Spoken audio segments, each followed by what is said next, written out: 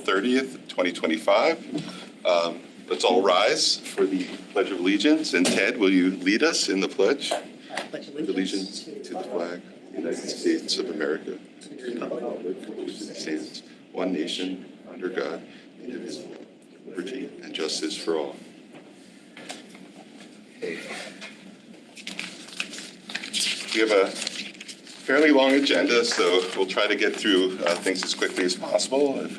We'll try. Item number 3 is resignations. Affordable Housing Committee, Robert J. Ellwanger, Jr., U, 85 Chesapeake Road, term 1123 to 1127, resigned on February 21st, 2025, and Rob has joined the RTM, so has resigned from this because cannot hold both positions. Sorry to see Rob go from this commission. He is sort of widely thought of as, the guy who did a tremendous amount of work pulling data together, but he's going to do a great job on the RTM as well. B, Flood Prevention, Climate Resilience, and Erosion Control Board, Donald R. Lamberty, R, 75 French Street, term 1122 to 1127. He resigned April 20th, 2025, and thank you to Don so much for your years of service on this board. And then Land Acquisition Commission, Ted DeZavane, U, 360 Hemlock Hills North, 1121 to 1125, who resigned April 24, 2025, because he will be joining another board doing a lot of work on the Water Pollution Control Authority. So thank you for all your service on that board and for stepping up to put the time in on a board where we're making tremendous investments. Item number 4, appointments. Is Deb Garskoff on the line? Yeah, Deb, you might want to unmute yourself. Affordable Housing Committee, Deborah Garskoff, D, 87 Satcham Road, term 11-2023 to 11-2027, to replace Robert J. Ellwanger, Jr., U, who is serving on the RTM. May I have a motion? Seconded. Deb, can you introduce yourself? Yes, sure. Hi, thank you. I'm Deb Garskoff, and can we turn her? Deb, can you turn it up? Are you close to the microphone? Okay, can be better now? A little bit, but we could use more.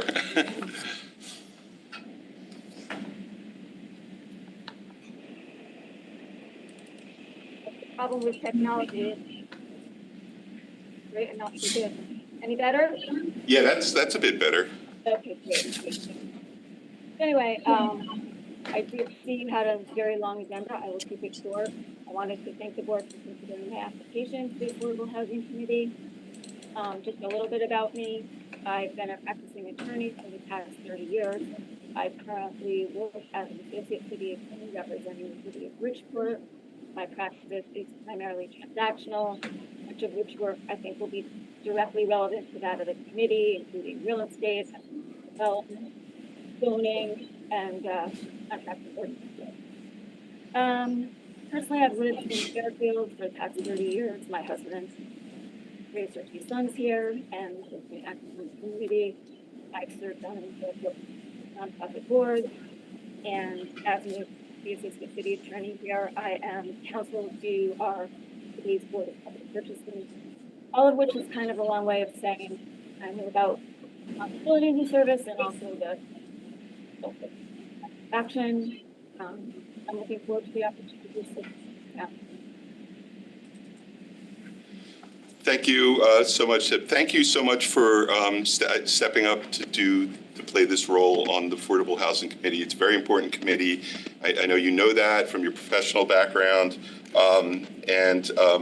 Any comments from the board? No, I think her background in municipal government is and knowledge of our community is going to be an asset to the commission. And I thank you for volunteering and look forward to working with you. Not that we work directly, but just appreciate your support. I echo those comments. I wish you good luck on the commission. Thank you so much. Thank you. Any comments from the public? Seeing none, back to the board. All in favor, say aye. Unanimous. Thank you so much, Deb. And we'll tell everyone who is when they're done, you don't have to stay on for the rest of the meeting. But we really appreciate your stepping up, and have a great day, and see you soon. Thank you all. Thank you. 4B, Flood Prevention, Climate Resilience, and Erosion Control Board. John C. Fallon, Republican, 75 Lolly Boulevard, term 1122 to 1127. He is an alternate, and he will be moving up to be a full member to replace Donald R. Lamberty, Republican, who resigned. Unfortunately, John can't be here today because he's traveling. May I have a motion? So moved. Second. So John is traveling, but he's been on this board as an alternate, and he was highly recommended to move up. And I've met him several times. I think he'll do a great job. Any comments from the board? Love it when the alternates are able to move up to a full position. That really is the advantage of having alternates. Yes, it definitely is, and yeah, we should expand wonderful that. to hear that the interest is there to be a regular member. Any comments from the public? Becky, would you like to comment on your new member?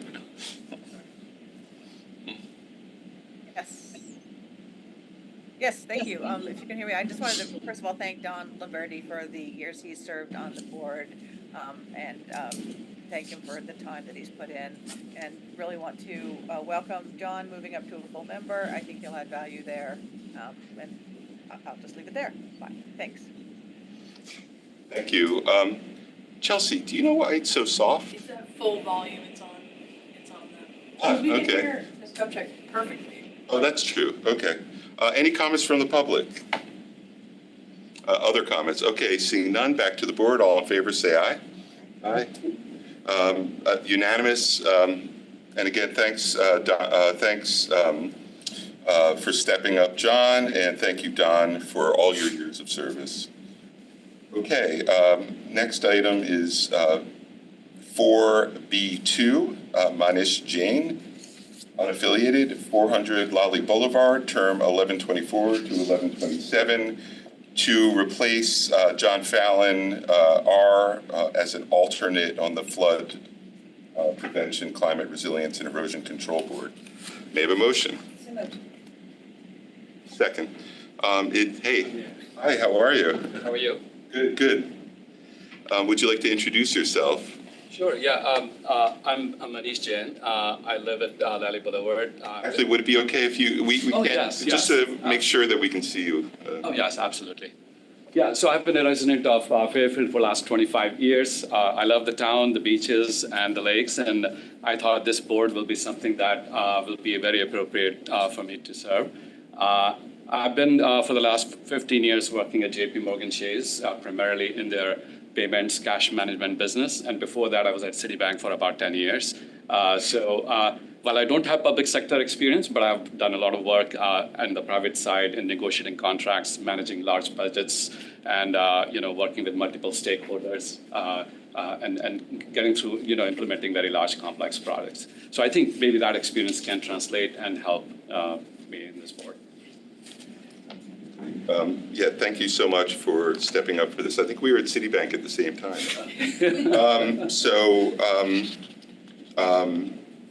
Yeah, and your financial acumen will help them put their budgets together and determine which projects. I'm a civil engineering graduate, but I never worked. Oh, that's right. Yeah, that's true too. Yeah, I remember that as well. Yeah. That's probably why we were so excited when we saw it.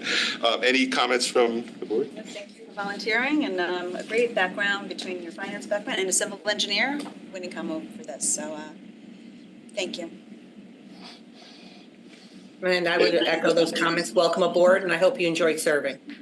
Yeah, it's my pleasure. Any comments from the public? Becky, would you like to welcome your new? Yes, hopefully you can hear me. I'll try to speak a little louder. Yeah, thank you. I want to thank you for stepping up. really appreciate your service, and I do have some projects that I think would make a lot of sense. So you and I can chat about how you can help create a financial picture of do nothing versus do various projects that would fit into our capital plan. So looking forward to having you Bet. on board. Look forward to that. Sounds like a big project. Any other comments from the public? Seeing none, back to the board. All in favor, say aye. Unanimous. Thank you so much, Manish. Thank you for stepping up, and we'll keep up our eye on you because you seem like the kind of person we could use on about 20 of our boards. So you're probably going to get hooked for the rest of your life. Okay, But, absolutely. yeah, thank you. Thank you so much. All right, so item C, Water Pollution Control Authority. Theodore M. Desvain, U, 360 Hemlock Hills North, term 1124 to 1128, to replace Joe F. Devanzo, Republican, 1446 Jennings Road, whose term expired. May I have a motion? So moved. Seconded by Brenda.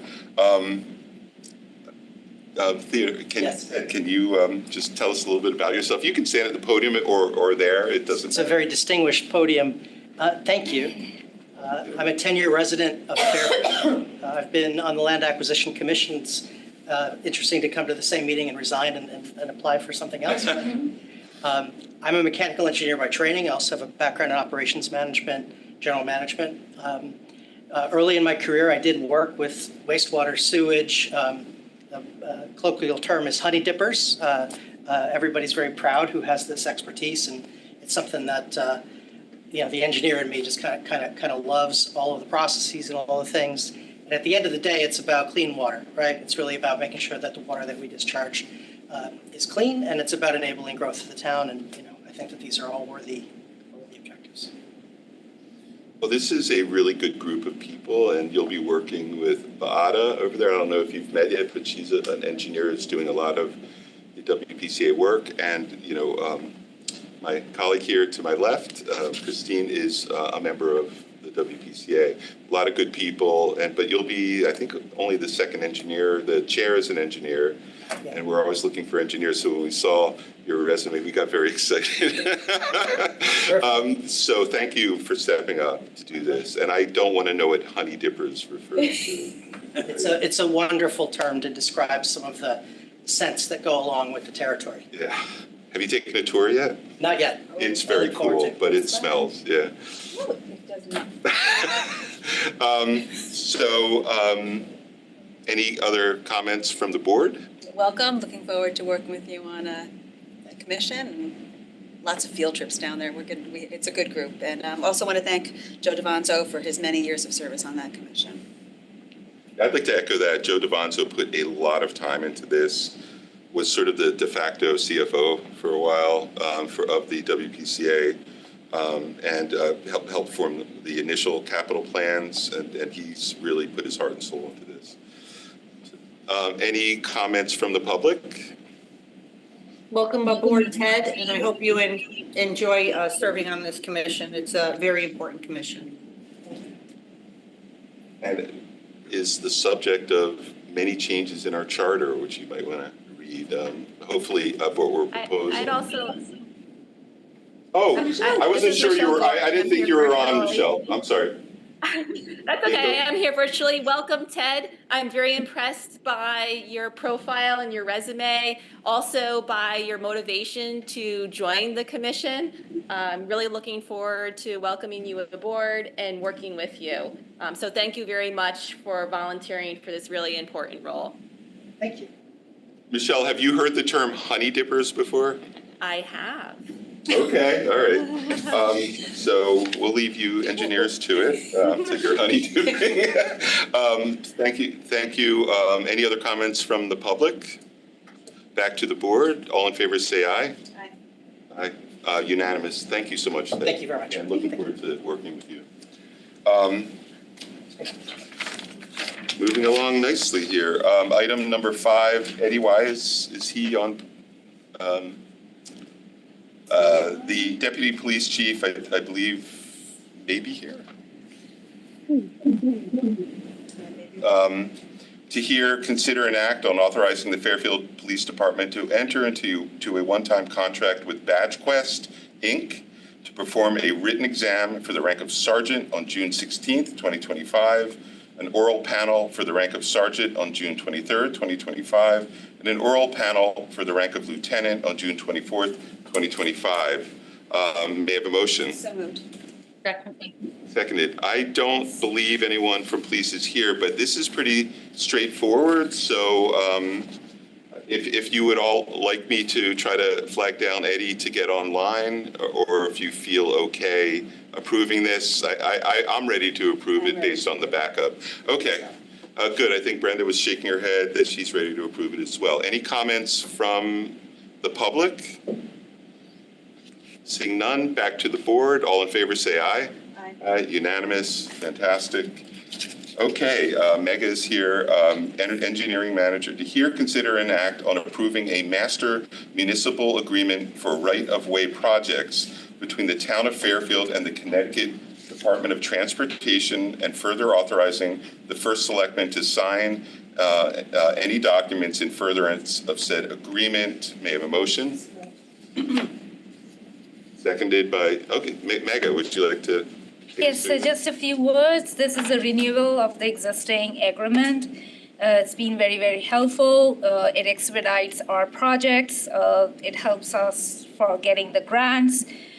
Some examples are the Commerce Bridge project that is undergoing. It helped to get the grant for that project as well through this agreement. And it's given to every municipality. We have a good experience with this one master agreement for the right-of-way with DOT. Yep. I agree. Any questions from the board? Seeing none, any comments from the public? Seeing none, back to the board. All in favor, say aye. Thank you, Mega. Thank Unanimous. you. Item number 7, Health Director, Sans Cleary, to hear, consider, and act on approving an affiliation agreement between the town of Fairfield and Fairfield University for students to participate in public health internships with the town. May I have a motion? So moved. Second. Sans, take it away. Sure, this is a non-financial agreement. It's just an agreement that we're willing to house interns from Fairfield University, public health interns. And so they've just asked us to sign this affiliation agreement.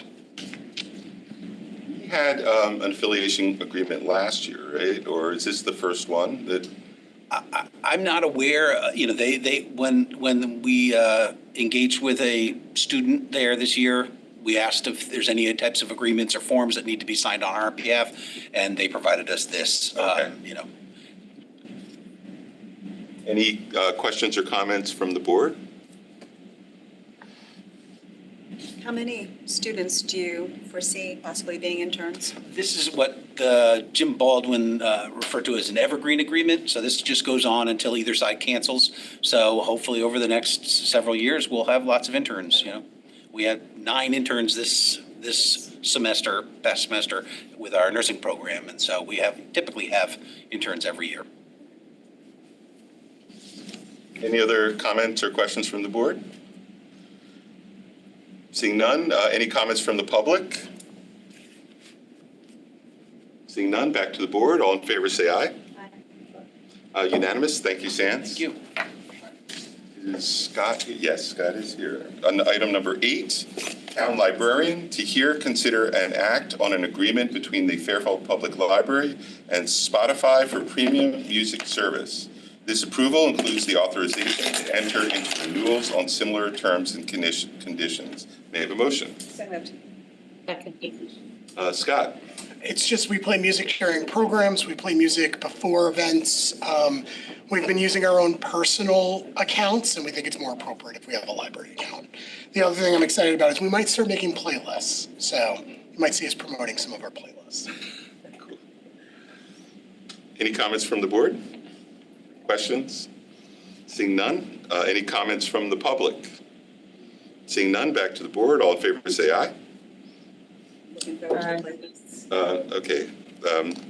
Thank you. Yeah. We have a Board of Selectmen playlist that can, We could do that. We'll talk. This is We'll where talk. you- We'll talk. B, to hear, consider, and act on an agreement between the Fairfield Public Library and Midwest Tape for an all-in-one digital library app. This approval includes the authorization to enter into renewals on similar terms and conditions. May I have a motion? So moved. Second. Scott? This is just our, one of our 2 portals for people to be able to borrow e-material. So this is where you can get ebooks, videos, and also audio as well. It's a very, very popular service. It's hard to manage because unlike the other model, the price is changed by usage. But we believe we usually keep it around under $50,000 a year. Any questions from the board, comments? This was already budgeted, correct? Correct. Yeah, it's a part of our book budget, yes. Any comments from the public? Seeing none, back to the board. All in favor, say aye. Aye. Abstentions? I'm just gonna vote for it, I guess. I mean. Okay. I would like to say, if you all look at the charter, the proposed charter has changes to this that allows contracts now that are much shorter to be, and dollar amounts that are much higher, that give you approval to do these without getting our approval. It has been a great opportunity to inform members of the Selectmen Board and members of the public who attend the meetings, all the things that the library does. So we really have kind of, I wouldn't say enjoyed, but it's been a great opportunity for us to share what most people know about, but bringing it to more people's attention. I think it's been helpful for me, but what we could do is have you give a presentation every year or something like that, where you can do it all at once. It's one of my favorite things. Different format, yeah. But hopefully, we don't like seeing you run over for 5 minutes to do 5 different small contracts. Okay. Yeah, I think you're already wildly popular. Yeah, you are. You're a popular guy. Any comments from the public? Back to the board. All in favor, say aye. So item C, to hear, consider, and act on an agreement between the Fairfield Public Library and Connecticut Library Consortium's Brain Fuse Job Now for Live interactive online help, combined with online resources to help library patrons and students obtain a job. This approval includes the authorization to enter into renewals on similar terms and conditions. May I have a motion? So moved. Seconded by Brenda. Yes. So really, this is a very popular online job assistance program that helps people with resumes, it helps people with interviews. And it's, we'd like to see it used more, and it may in the next few years for other reasons, but it's really helpful. I've been on the desk and I've showed people how to use it, and they've been really grateful for it. Any comments? Yes. So patrons can access it any time, or do I they believe have they can to access make it from home. appointments? No, they given can that it's access it live? from home. So they can sign in, use their library card, and they're good to go. That's great. It's great to hear. Yeah, and this, I did not know the library offered this service, so I very much appreciate, learned something new about our library today. So thank you for again coming and. So we are going to put all his contracts on the agenda? No, we're not. I'm not saying we're going to put them all on the agenda. I mean, it could be. You never know what you're going to learn at these. Well, listen, the voters have to basically vote before we can, so everyone out there listening, vote in favor of that charter change. As much as we'd love to see you, Scott. Any other comments from the board? Seeing none, any comments from the public? Seeing none, back to the board. All in favor, say aye. Aye. Thank you. Motion passes. Item 9, again, this would be Scott Darzenbig, Stephanie Coakley, Mike Jaley, if they're here. Mike's not here, I know Stephanie. Oh, okay. Stephanie's online. Town librarian, to hear, consider, and act. Deputy Chief, we passed it without you. That's how much we trust you. I'm so sorry. We trust you. Thank you. And the stuff you provided was. Thank you so much. Thank you.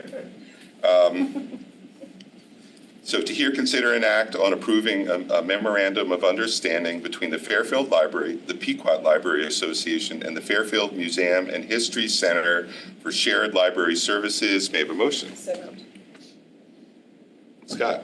So really what this is about is we share what's called an integrated library system, which is the software that keeps track of our material, keeps track of our borrowers. It's almost like our point of sale system. I mean, it really does anything. And some of this we talked about a few months ago when we migrated to the cloud. What my staff has done a really good job of is and with the help of Prue and the purchasing department, we did an RFP for a new ILS. This was actually a goal of mine from day one, to switch us to a new ILS. Not only have we found an ILS that I believe is much better and will be a much better experience for staff and patrons, it's also at a much lower cost. And it's with a company that we believe we will have a really good relationship with and will be really responsive. We've been doing this shared usage for over a decade with only a handshake agreement, which made me very, very uncomfortable. And I've talked about it with Stephanie and I talked about it with Blake. So I'm really excited to do this, get this MOU in place, because it not only talks about us running the ILS for these institutions, but also we do the delivery. So, we share books, particularly between Woods, Maine, and Pequot, and there is always a rotation of books every day. And I can tell you the patrons absolutely love that. Yeah, you've been working on this for some time. Yeah, I'm sorry, good. Any comments? Any other comments from the board or questions? Seeing none, comments from the public? Is Stephanie's not on, is she? Hi all, I'm here. Hi, Stephanie. Do you have anything you want to say? Just that I'm incredibly appreciative of the team effort that we saw in our partnership and collaboration with the town and Scott and his team. It has been a really fruitful exercise, and by moving to this new system, Pequot Library will see considerable cost savings, which is just music to our ears around here. And I can't express our deepest gratitude enough. We're really excited to look forward to this next chapter. That's fantastic. Thank you. Any? Nope. Any comments from the public? Seeing none, back to the board. All in favor, say aye. Thank you, Scott. Thank you. Item 10, purchasing authority. Hear, consider, and act on authorizing the purchasing authority to enter into the proposed contract between the Town of Fairfield and Lorio Engineering Associates, Inc. of Plainville, Connecticut, to provide environmental consulting services for construction Phase 2 of the East Trunk Sewer Installation Project for Town of Fairfield, RFQ number 2020-45, Environmental Consulting Services, as detailed in the how do you pronounce it? Lorero proposal dated March 10th, 2025, for a total base contract of $108,034 with additional authority to enter into necessary change orders in an amount not to exceed the approved funding for this project. May I have a motion? So moved. Ada, would you like to take this? Is Adam going to also join, or maybe not? This is yours, I think. I think this is mine. So essentially, this is extension of the contract for Lorero Associates. They are an environmental consulting company that the town has hired previously for environmental work. They're on call, as to speak, company. So what we're doing is we essentially extending their contract for Phase 2 work for the East Trunk replacement. So they would be on-site engineer looking over, making sure that the soils are segregated properly. They go for the disposal, and overseeing the project from the point of view of the environmental inspections, right? Mm-hmm. And that the company is licensed environmental professional to do this work. And so essentially this is what this authorization that we're seeking is for. Do they do sort of testing at every stage? So do they have a sense for what they're probably going to find? Or? We already have done testing in the design phase of the project. There were extensive soil borings that were done to identify that we have polluted soil and some groundwater. And so that data has been developed really to characterize the soil. They more or less will be overseeing the specification and aspect of the soil. As the digging is going on, do they continuously test as they? Yes, there is parameters that are set in place to screen the soil and then test the soil before it leaves the site for disposal. Any questions or comments from the board? Seeing none, any comments from the public? Seeing none, back to the board. All in favor say aye. Aye. Thank you, Bada. Thank you. Item 11, Chief of Community Services Anthony Calabrese is here. This requires Board of Finance and RTM approval. It's a 20-year CFOL resolution and backup to a 20-year bonding, I guess. Yeah. To here consider and adopt a bond resolution entitled a resolution appropriating $500,000 for design costs for facility and grounds upgrades at the Adaptive Recreation Center and authorizing the issuance of bonds to finance such appropriation. May I have a motion? Seconded. Anthony. All right, Anthony Calabrese, Chief of Community Services. Before you this afternoon to request $500,000 for seed money to come up with a design to begin the construction plans for our Adaptive Recreation Center.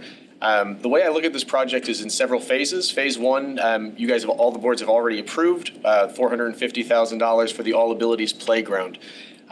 This seed money part of phase two. We're looking to retrofit the former pilot house at Grasmere to become the first adaptive recreation center in Fairfield, if not the area. This building will be 100% ADA compliant. It'll have approximately 6,000 square feet of program space. It'll include 3 multi-purpose classrooms, 1 life skills classroom with a mock kitchen, and 1 full-sized elementary-sized gymnasium / multi-purpose space. We plan to move all our current adaptive programs to this facility. Those programs include some of our after-school programs such as After School Chill, TGIS drop-in on Saturdays, all our adaptive summer camp programming, and our Special Olympics training. We do plan to add additional programs that'll include, some of the things will include cooking classes, life skill classes, musical enrichment, sensory programs, and physical movement classes. We are currently exploring partnerships with Fairfield SEPTA, Wolfgang, Unified Sports with Fairfield Public Schools, and the Fairfield Red Storm. We've also been in talks with Southern Connecticut State University and Springfield College to provide students to facilitate OT and PT and therapeutic recreation programs. After the construction phase, the final phase to this project would be to convert the Little League field that's there now, it's basically a T-ball field, into either a Miracle field or something similar. I don't know if we want to keep the Miracle name and be part of that program, but the concept is basically to make either a rubberized surface baseball field or a very low turf field there. So everything on that site would be, again, 100% ADA compliant, and we're really excited about this project, so happy to take any questions. I just think there's a lot of exciting things going on in town, but there's nothing more exciting than this project, and really appreciate the way you thrown yourself into this, and your team too, and just taking the bull by the horns to get this design, and the concepts in place and the partnerships. A lot of people are really excited about it. Glad to hear that. Any comments from the board? Being that the programming is going to drive a lot of what the space looks like, I'm just more detail on who you've spoken to, what you're envisioning. Having a child who has a disability, I've had to go out of town for certain things, bike riding lessons, went to Milford for that. Like, there's a lot of great opportunities here, and I'm so excited for what this will bring to our community. So just a little bit in terms of programming, and while Ms. Caruso was running the Pilot House years ago. They did drama programs there. So when we're thinking about spaces, having some sort of platform, if down the line you might want to do performances. I mean, I know that's very detail-oriented right now. It may not be at that particular. Yeah, I think that's where we're going with this seed money to explore those types of options. In the backup, there were some concept plans. Again, concept. That's very preliminary concepts. There were 2 different options in there that we were looking at based on the program. And again, we're not expanding the space, so we're trying to retrofit what's there now. Just even, full gym, half gym, storage, depending on what program you're going to need, little things like that. Just want to make sure your program is driving a lot of that. And parking lot, just buses. I'm assuming that if there's after school there, making accommodations for that. All right. Glad to hear that this is moving forward, and so excited to support. Thank you for your, for just all the work that you've done on this in such a short amount of time. And please extend my thanks to your staff as well, because I know that they're excited about it as well. So, Anthony, I mean, I obviously think this is 100% lovely, and it's going to be really great. But I think that Christine brings up an important point. So we don't know who's going to be running any of this stuff, or?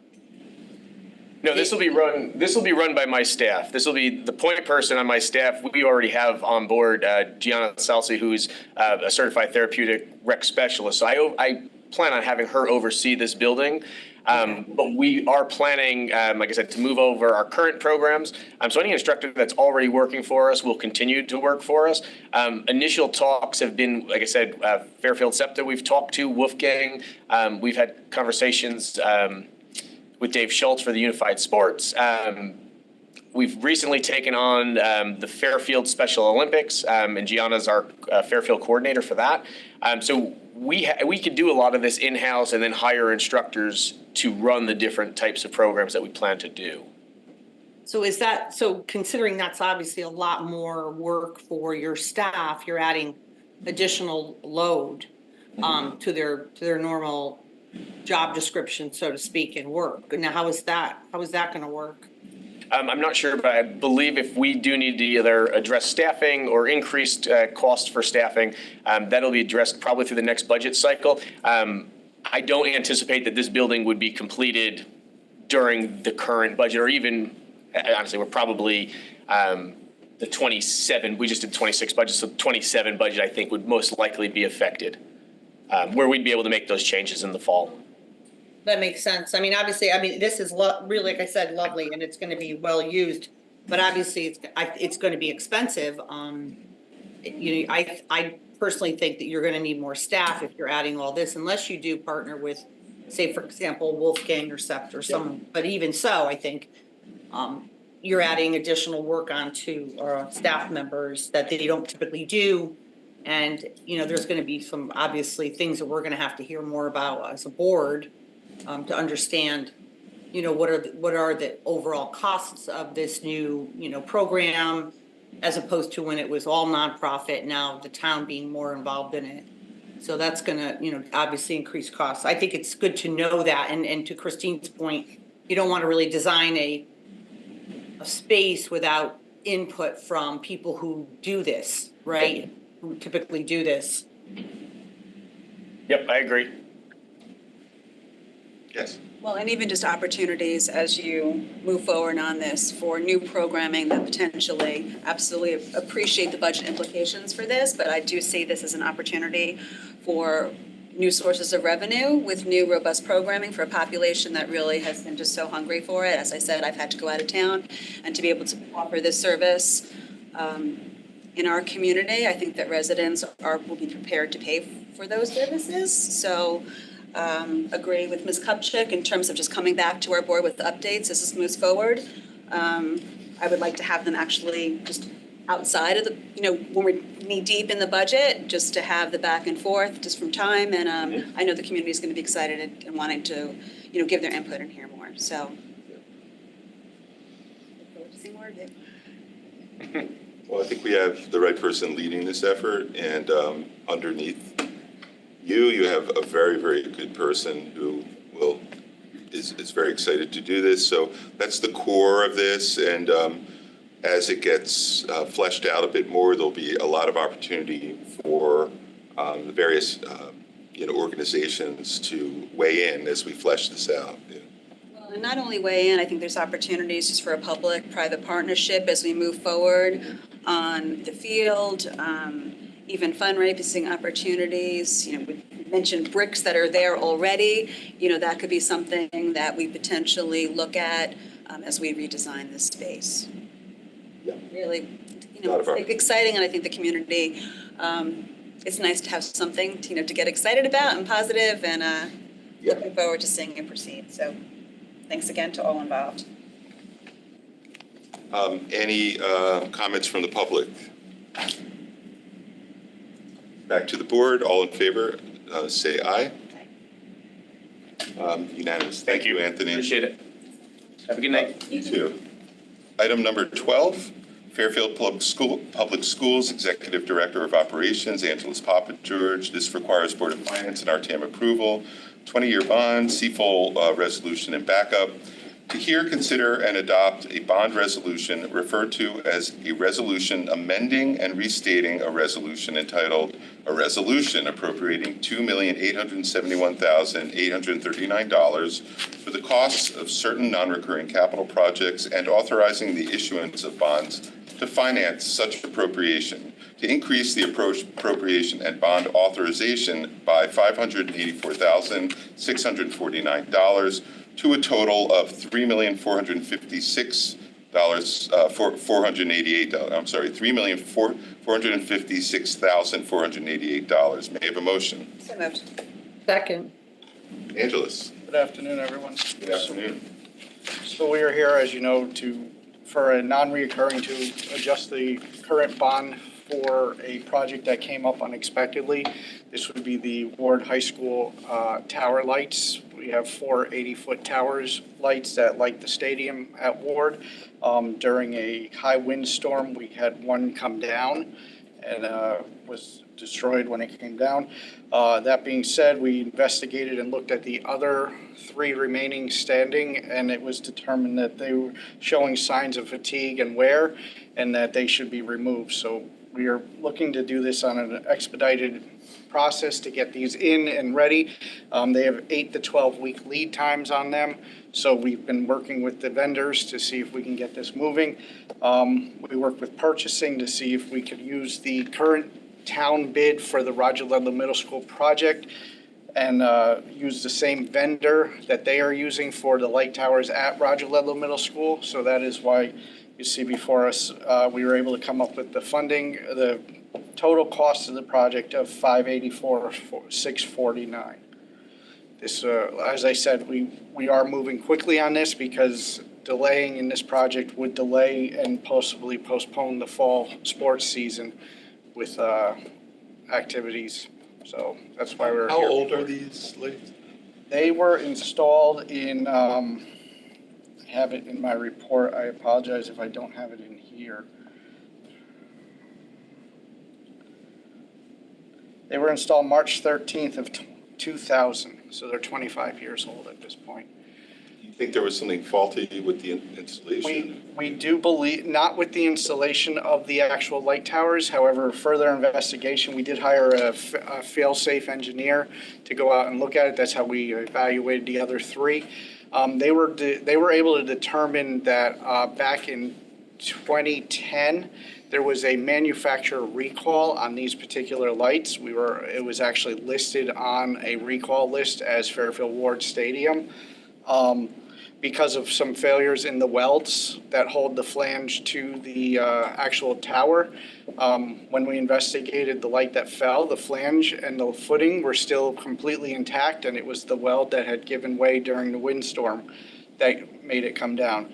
So we did work with the town engineer. I apologize, not the town engineer, town's attorney to look into this a little further. I have not heard anything back from him yet, but I was told that there was very little we were going to probably be able to recover because during the recall, the company who made the lights filed for bankruptcy. So there's really no company to go after at this point, but he is looking into the investigation. Had we followed up immediately, would we, do you think, have been able to get them replaced, or they were already not able to replace them? In 2010, what the recommendation on the recall was to have the welds inspected. It was not to replace them. Okay. It was to have the welds inspected, and if there were signs of fatigue in 2010, they would have made the recommendation of replacing them then. This is a safety issue. It is a safety issue. We had to close the field at Ward. We've since removed the 3 existing standing lights, and now we have the field reopened. At this point, it's spring, so we have light out till very late at night. The concern is if we don't move quickly, the fall sports season will be affected by this. Okay. Thank you. Any comments or questions from the board? Yes. And just followed up on offline through Mr. Becker, but just to confirm, no concerns about new lights with electric out there and with changing potentially the lights that are out there?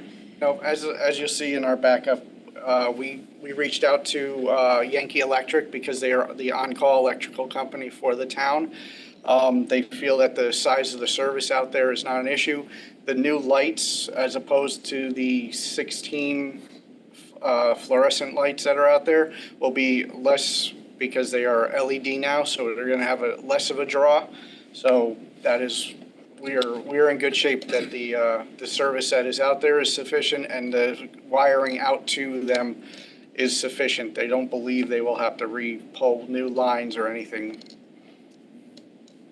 I certainly hope, well, we had, when the scoreboard at Ward, I think one electric, we had an issue, I think, with not having enough power out there. But I'm glad to hear that that will not be a holdup in just terms of getting these lights. Hopefully they'll be in on time and be able to go up 1, 2, 3.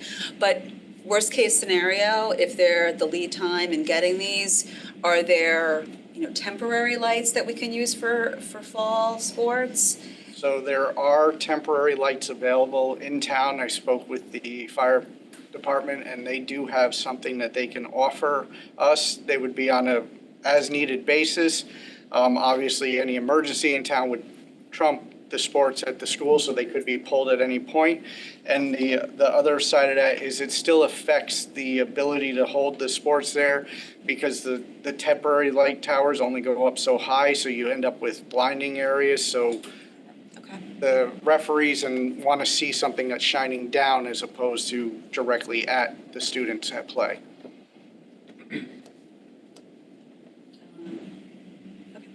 And just, I know that the Board of Ed had talked about another turf field at Ward. These lights will not. Completely different location. Completely different, and if that field moves forward, you wouldn't be anywhere near these lights in terms of, okay, I just wanted to get that clarified. All right. Thank you. No when did the light come down, Angeles?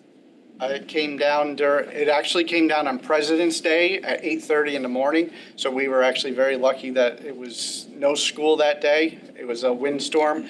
We have it on the security footage of it actually falling. It was like a slow motion fall. Wow. I remember when this was presented, one of my neighbors actually was leading the charge when I was on the Board of Ed back in 2000, because he had a child who played sports, and it took a tremendous amount of effort for those parents and many others. You may remember a lot of effort for them to even get those lights approved because the neighbors were very against it. It obviously has opened up more opportunity for our student athletes to have additional time on the field. They're going to be this. Are they going to be the same, Angeles? They're going to be exactly the same. So they are not going to be. Height-wise, they will be the same, but they will be newer LED lights with less bleed out, so they will light the field without affecting any of the neighborhood around the backside of the building. That's good to hear. Added benefit. Any other questions? All right, any comments from the public? Seeing none, back to the board. All in favor, say aye. Unanimous. Thank you, Angela. Appreciate it. Thank you. Purchasing Authority, we have Troy Deering here. Consider, this requires Board of Finance and RTM approval. Consider and act on authorizing the Purchasing Authority to enter into the proposed contract between the Town of Fairfield and M&J Engineering, Inc. of North Haven, Connecticut, to provide all labor and all else necessary for construction inspection services for the Commerce Drive Bridge Replacement Project as detailed in Town of Fairfield RFP number 2025-44 and M&J RFP submission dated February 21st, 2025 for a total contract value not to exceed $471,786.58 with additional authority to enter into necessary change orders in an amount not to exceed the approved funding for this project. Funding will be available for this contract pending Board of Selectmen, Board of Finance, and RTM approval. May I have a motion? So moved. Seconded. I'd like to introduce Troy Deering. I don't know if Troy, have you been in front of this body before? No, first meeting here. Troy, we came from Norwalk, Connecticut. He is in our construction management group. Joined a few months ago? Yeah, January coming up on half a year already, but it's fine. And already doing a lot of important work. So thanks, Troy. Yeah, thank you guys. So I'll give a quick background. The next item is part of the same project, so I'll give our reasoning and explanation here, and then Bill can read that as well. It'll kind of all tie in together. So this is for the Commerce Drive Bridge Project. It is a fully funded project by the LOTSIP program. So back in 2017, the town did get a grant for the project estimate at that time. At the time, it was in the ballpark of about $2.7 million. Our project just went out to bid this February, so prices have come up some from then. But after we did the competitive bid process, bid analysis, we realized that NERI and who will be the New England Roads, which will be the actual bridge contractor, and M&J, who's the LOTSIP required, filling the LOTSIP required inspection services contractor. They both had great RFPs and the lower bids for that process. So we went back to LOTSIP, gave all of that back up through their process, through that was the MetroCog and the state DOT. Everybody approved it, so we also do have the full amount of funding coming back for those increases as well. So that's great for the backing for the town. Utility work has already been underway throughout the winter and spring for temporary overhead moves so that the bridge construction can be done, as well as new underground for water and gas over there as well has already been researched and starting to be executed as well. So these two items we're looking to here for contract approval.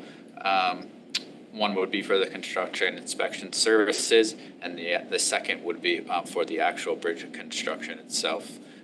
And like Bill had said, we need to go to the other committees for approval first, but in regards for time, we want to do this as fast as possible to really hit our marks that we're still up to as today. Do you have any idea when the construction of the bridge will be completed? Yeah, if we can get everything and stick to our schedule here, we had anticipated a June start.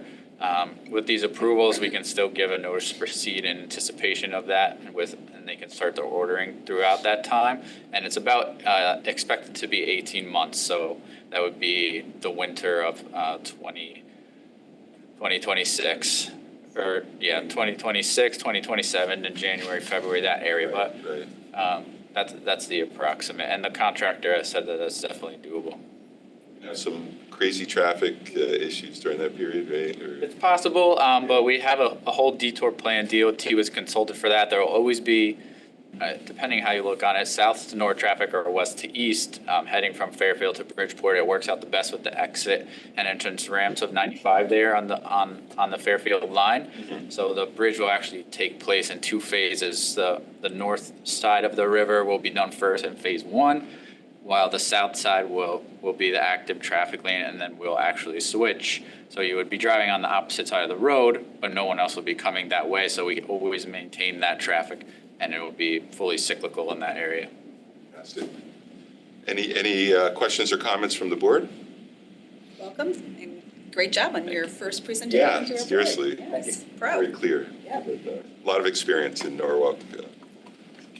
So nice to meet you.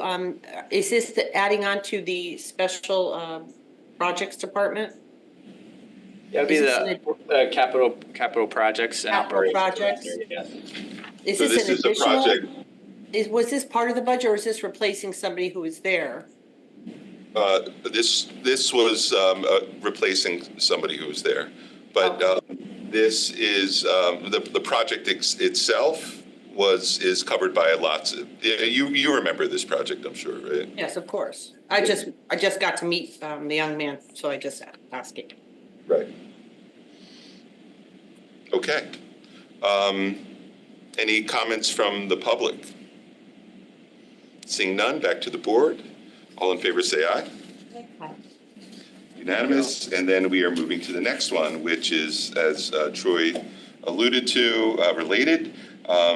Item 14, Purchasing Authority requires Board of Finance and RTM approval to hear, consider, and act on authorizing the Purchasing Authority to enter into the proposed contract between the Town of Fairfield and New England Road, Inc., Clinton, Connecticut, to provide labor, materials, equipment, and all else necessary to demolish the existing bridge and construct a new bridge at Commerce Drive located at the Fairfield-Bridgeport line as detailed in Town of Fairfield bid number 2025-32 and New England Road, Inc. bid submission dated February 12th, 2025 for a total contract value not to exceed $3,622,615 with additional authority to enter into necessary change orders in an amount not to exceed the approved funding for this project.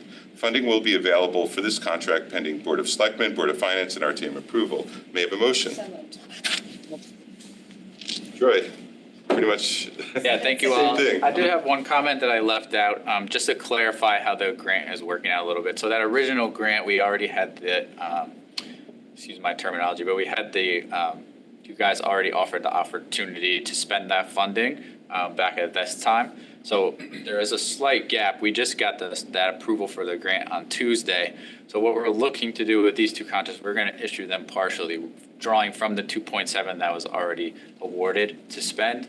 We're going to look to come back to this board and basically issue the balance to those two contractors as a change order. That's in regards to time efficiency so that they can start ordering their materials, drawing from that originally approved amount. And then since the grant was already accepted just yesterday, we'll go back through this process again to issue the balance. But It's 100% covered by the LOTSIP grant, and we just need to true up the numbers. Correct. Right, okay.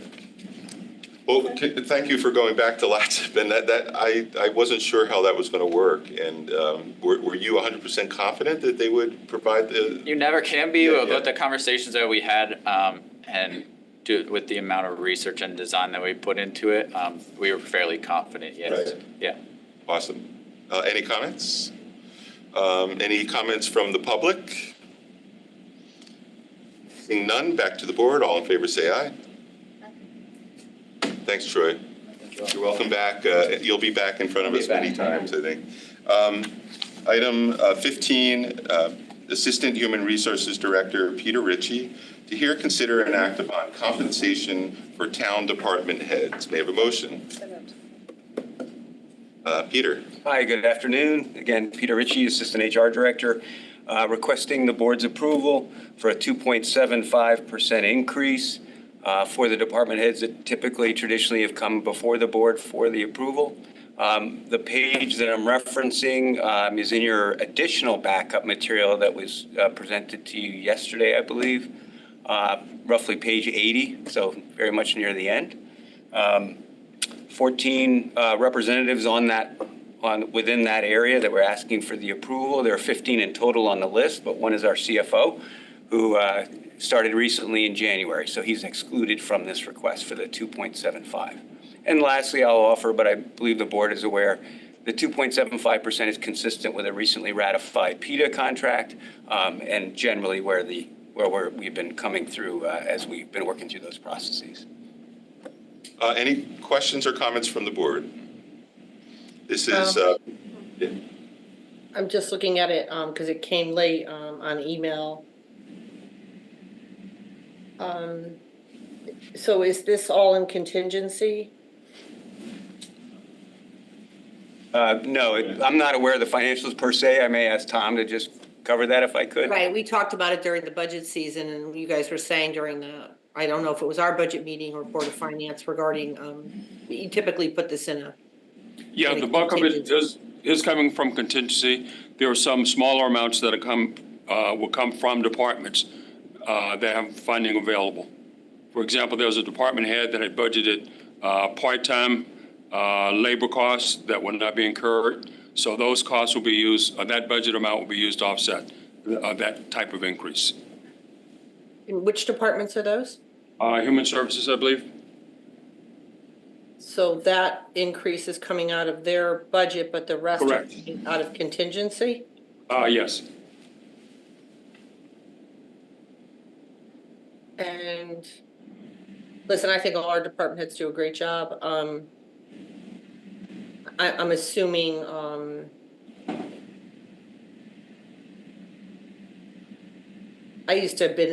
I was asked this quite a bit about, having meetings, Bill, with each of your department heads and giving increases based on performance. And there was all this back and forth, during the budget season, should you put the money in, should you put the money in the budget as opposed to in contingency? And, there was arguments on both sides of it. I actually agreed with putting it in contingency and then, giving the increases, after the fact, after you had time to, evaluate different staff and how they did that year and things like that. So, you're just giving everyone's getting a 2.75, correct? Except for the ones that were newly created. Yeah, I'm giving, and we're following, the settled contract, but, it's my first year in office and, we are going to be working on performance evaluations this year, putting them in place because there's no formal process and we're going to formalize that this year. And I do agree with you, there should be some flexibility based on performance in the future. Okay, thank you. Thank you, Tom. Any comments from the public or any questions? Christine? Any comments from the public?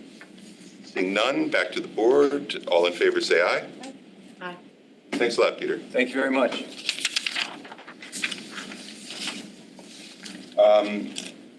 Item 16 for Selectmen to hear, consider, and act on approving a consulting agreement between the town of Fairfield and Rome Smith Kowalski for consulting services. May I have a motion?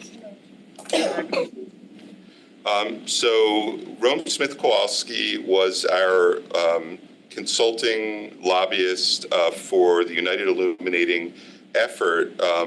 They provided us with a lot of ongoing information about sort of what was going on at the Capitol, how people were feeling about the utilities when our legislators were changing the laws. They rewrote some of the laws. RSK really worked the floors to make sure that everyone who had to vote on those changes understood what we were doing, and they were a big part in getting this to pass. The reason, over the course of the year, we broadened, they would come in, they meet with us every 2 weeks in our offices, and we've asked them about other important things as they come up. For example, the Department of Environmental Protection changed some laws around the thresholds for PFAS, chemicals in the PFAS molecules in our waste sludge, and they set that threshold at 0, which meant we had to test our sludge. Turned out our sludge was well above 0, and that changed the way we were able to dispose of the sludge. We used to mix it with compost and sell it for break-even, slate positive. This meant we could no longer do that. We had to rush to find a way to dispose of it, and actually came to the conclusion we had to ship it out of state. It's going to cost the town just under $1 million this year. We asked RSK to talk to people on the floor of the Capitol and see if there was any appetite to create some legislation around this, where at least there was a defined threshold above zero that might give us something to shoot for, so that we could at least dispose of it in a way that costs less than this method. Right now, there's no real viable options other than what we're doing, and it's very, very expensive. There should be a way for us to deal with this in Connecticut instead of shipping it out of state. So those are the types of things that we work with them on. The other thing that we talk to them about is municipal waste disposal. It's sort of an oligopoly in Connecticut for waste disposal. This year, our contract was renewed. It cost the town a significant amount of money, which ended up costing our taxpayers money to increase the rates to pay for municipal disposal, because there's really no options for us. Our contract is, when it expires next, we can expect another big increase. We really should have more options for waste disposal and recycling in Connecticut. And our head of DPW, John Marsilio, this is a big cause of his. And he went to the Capitol and met with people at DEEP, but he also met with RSK, and they understand what our issues are and what the potential needs we may have as a town are. And they could help us get together with other towns that might also be interested in forming some sort of coalition to get another recycling plant built somewhere in Connecticut. It's not easy. It would require some help from the state and permitting and things like that. So, those are the types of things you have a lobbyist on retainer for. When we were going out to try to find a lobbyist for the United Illuminating monopoles issue, it took us a very long time. I don't know if this body remembers. We went in, we had an agreement with another firm who then went out and they let their clients know, and Eversource got back to them and said, we do not approve. This is in direct conflict with us. If you help UI, you're hurting us, Eversource. And they dropped us. So there are significant issues when there's a hot topic where there's corporate interests on the other side. If you're not locked up with a lobbyist group on retainer, it's hard to find one. And coming up, we have Aquarian, the sale of Aquarian by Eversource to the Regional Water Authority in the New Haven area is an area where we would unlikely be able to easily find a lobbyist if we want to move forward and fight that, which I think we are not necessarily going to fight it, but we're going to be talking to a lot of other municipalities and trying to figure out what demands that we want to make sure our water ratepayers don't get screwed by this transaction that's going to take on a lot of debt. And sort of the new ratepayers are going to have to, the new company is going to have about 2.4 million debt before extinguishment of other debt. So probably around 1.6 to 1.8 billion of debt that the fare filters are going to be a big part of paying that off. And our rates are likely to go up. So we are really unhappy about the direction of this. But, in order to get people's attention in other towns, in order to get legislators' attention, you quite often need somebody working the floors of the Capitol. Those are the types of things that we would use this retainer with RSK for. We've had a great experience with them. They worked really hard for us with UI. The result speaks for itself. We won our appeal. We also had new legislation passed. Yes, our legislators were great, but having the lobbyists there as well really helps. Any questions? So I would thank you, Bill. I do have some questions, obviously. So, we agreed, the board agreed to fund a lobbyist to assist with the UI issue on the original proposal, which had gone through the whole entire process. They contacted everybody and then all of that, right? And then they did a, 180 turn and decided to move it across the way without any public input. So I wasn't surprised we won that case because they flipped the switch and didn't let anybody know about it. But having a lobbyist for, that specific issue to assist our legislators in the town, I thought was, a good investment on part of our town. But I was not aware, and I'm not sure if Selectwoman Vitale was aware that there were all these other things that the town was utilizing this firm for. There is CCM that assists small towns. The cost, also cost is assists small towns. We pay for both of those. I do have some concerns about paying a monthly fee for 2 years on any matter that seems to come up.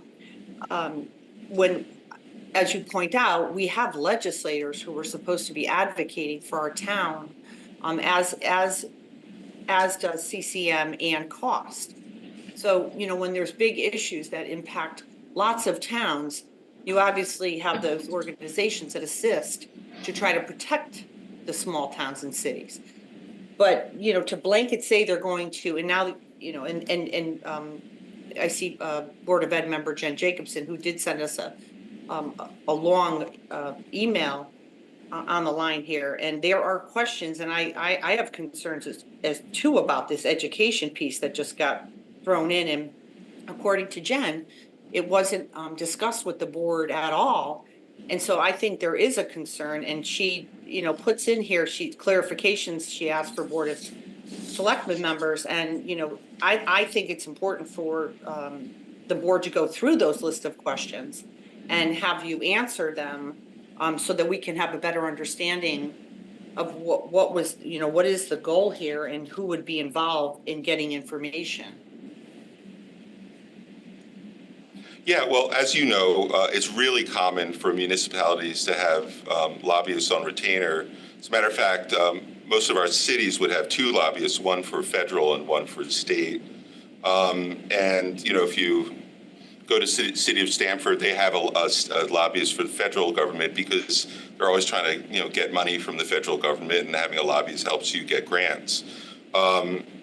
We do, and this firm is the lobbyist, the same firm that MetroCog uses. So you're right. MetroCog can advocate for us using RSK. CCM can advocate for us.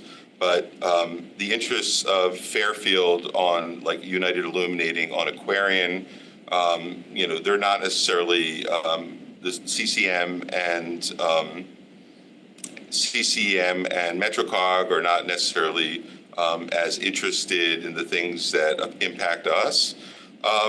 So this is an opportunity for us to have somebody on our side when we need it. I think there was a misunderstanding. I don't know why. I think the special education cost reimbursement, as I emailed Chairman Peterson, of the Board of Ed, he's here today, and emailed Jen Jacobson. I don't know why they put that in there, other than I think they were just pointing out ways in which they thought they could help us, because those were hot topics in Hartford. We would never and have never gone to lobby on anything without, usually it's driven by the department. So our concerns about MSW are driven by DPW. Our concerns about PFAS are driven by WPCA. Michelle Gore met with RSK and told her what her concerns were.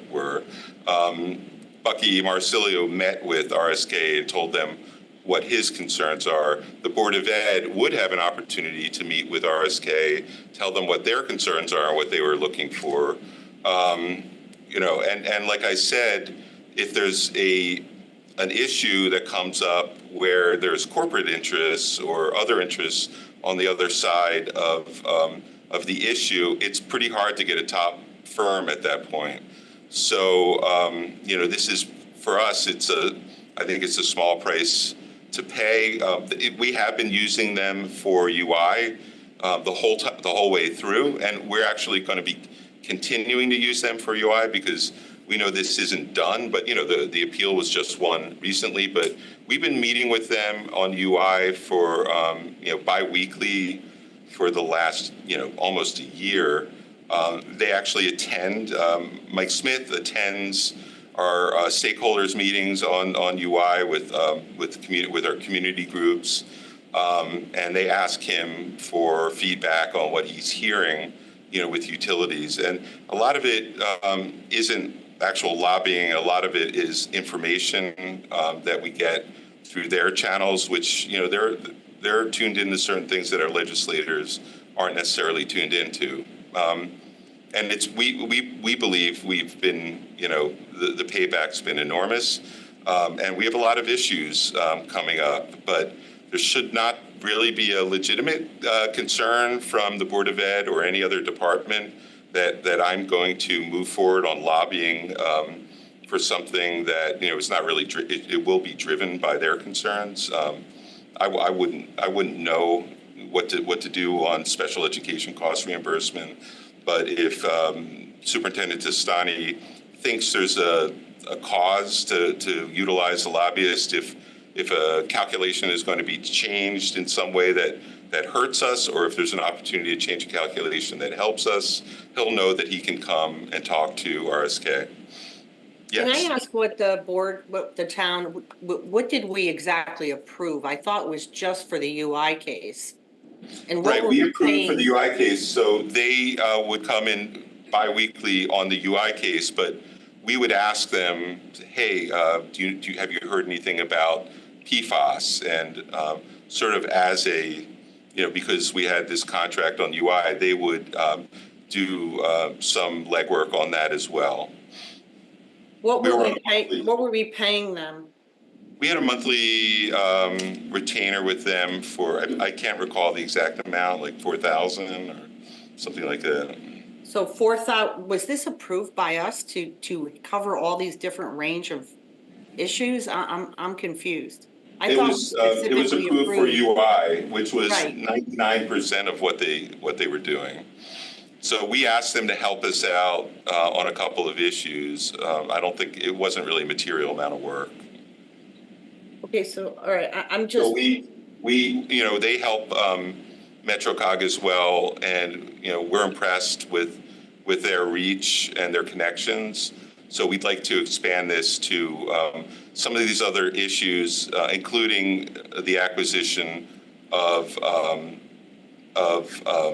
Aquarian, which we are going to need some help on. No, I think they're a great lobbying firm, and I worked, with a lot of lobbying firms as a legislator. I mean, we use them as a wealth of knowledge as legislators. That's what our legislators are supposed to be doing. I met with every lobbyist in that building for 10 years on issues that were impacting Fairfield, whether it be 8-30G, education cost sharing grants, all kinds of things. And they would inform legislators and assist legislators in things that you were advocating for on behalf of your town. So, for as long as I was a legislator, and I know well before that, we were doing that job, working with legislators, and it didn't cost the town anything. Now, I understood with a UI issue, that makes sense. This is a brand new issue. There's a lot of moving parts. It's very complicated to have some assistance in that matter because there's so much going on. But legislators do this. This is their job. That's the job of our senator and our 3 legislators, to work with lobbyists every single day. They inform legislators on what's going on all the time. So, I mean, listen, I think they're a great firm. I know these people actually well, and they're great, and that has nothing to do with it. I think for specific issues, coming to the board and saying, we want to keep fighting this UI thing because we're concerned about how this is going to play out in the future. Aquarian is being sold. We're concerned And I know there are residents in our town who have reached out to you about some pipes under their house that are having some kind of problem, and they're waiting to hear back from the town. So obviously that is something we want to do to protect our community. We fought against the Aquarian water issue when I was there, but we used attorneys. Now, we didn't use, and we were successful. We didn't use lobbyists. So I think, you know, $4,000 a month for 2 years on any old thing, really, that's the job of our legislators, isn't right. And I'm also, you know, to Jen Jacobson's letter, I think that the education piece should not be included at all. The superintendents have an organization that they all belong to, that they advocate on cost sharing and all kinds of things. And the Board of Ed members belong to an organization where they advocate. And they advocate, that's why you have legislative breakfast. That's why you have your legislators show up at every meeting in town to understand what's going on, or why people go up to the Capitol and work with our legislators, and why you should work with them. So I don't like this. I don't like this. I'd be willing to amend this, just say we're working on the UI issue, and change and have it come back and change the amount. Because I do think that's a high amount for just one issue. And again, our legislators were able to modify language to be able to protect us, and that's what their job is. Yes, Christine. And I agree that that's what our legislators' job is. I see the value of having this resource for the town. They were a help during UI. Would like just some more information about, you know, the town. We say the town it's a big entity. There's different boards and commissions. Each have their own purview. Each have their own opinions on certain issues. Who right now is meeting with the lobbyists, just for the board's own education in terms of how it's played out for the last year and how you foresee it, you know, moving forward in the future? You mentioned Mr. Marsilio and Ms. Gore being part of these conversations. They've had one-off. Yeah, they've had one-off meetings. We've had biweekly meetings on UI, and is that with the we, like just we as in me and my, you know, sometimes with legal, sometimes with our, we have a, Lisa Clare, the communications director, leads a stakeholders group that includes Pequot Library, Southport Congregational, and many of the other stakeholders in this. And Mike Smith has participated in some of those meetings to give updates and hear their concerns as well. We, in the course of meeting with Mike Smith and John Harkins, we, you know, set up a one-off meeting with Michelle Gore at WPCA, where they heard the issues of PFAS that I just mentioned. Bucky Marsilio walked by one day and stopped in and told them about the, you know, the issues of MSW, which I think are well known as a big problem in Connecticut as we ship more and more trash to Pennsylvania, Ohio, and pretty soon to Virginia as well. So these really has been mostly UI, but we have big issues in this state that require advocacy, and while our legislators should be able to get the job done, you know, they haven't been able to. Over many, many years, we've had this municipal waste issue, and it's not just the legislators, it's also the regulatory agencies need to agree to a plan, and having a lobbyist concentrating on it full-time could be helpful. So while we say, you know, we've never needed a lobbyist before, but, you know, UI, yeah, definitely made sense, but, you know, with municipal waste and recycling, this is an issue that's gone nowhere, but it has to get some traction, and we, you know, need to be really aggressive about it. And I think for something like that, you do need a lobbyist. And I would say, you know, there's another very, very well thought of lobbyist. His name's Jay Malsinski. I think you know him, right, Brenda? Yes. So Jay Malsinski was the one that we signed a initially were signing up with who came back and said, sorry, we can't continue with you because one of our clients said they objected to them working with us. For an issue like UI, it was really problematic to not have had them on retainer in advance. So I think $3,700 a month will more than get our money's worth on municipal waste, which will be a big push for us so that we don't get creamed with rates in a few years. The sludge, PFAS sludge issue and how we can dispose of that, that is another area where these things are going to keep going on for years, and having them on retainer will be helpful. Yeah, but Bill, what you're talking about, municipal waste and PFAS, that impacts 169 towns, not just Fairfield. And that's what MetroCog is for. Trust me, I remember talking about this when I was in the legislature. This really isn't about lobbyists. CCM is working on this. MetroCog is working on this because this impacts every single town. Everyone will get so buried by this. And frankly, it's something that the governor kind of has to lead on, because most legislators in that building, I can tell you, I spent 10 years there, have been talking about this. And it's a problem, and not one, and again, I think they're great lobbyists. I have a lot of respect for all of them. But again, this is something that we pay a fee into. We pay $36,000 to CCM every year. We're part of MetroCog. I went to all those meetings as a legislator and as the first select woman. They are advocating for these things, and that's why you got to show up to those meetings and really advocate with those group of COG members.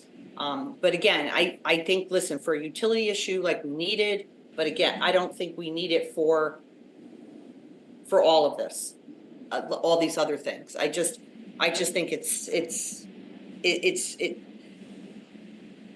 circumventing the role of our legislators and the town's authority. I mean, you go to these MetroCog meetings, I'm assuming, Bill, and that you're talking to the other leaders about these same things. They're all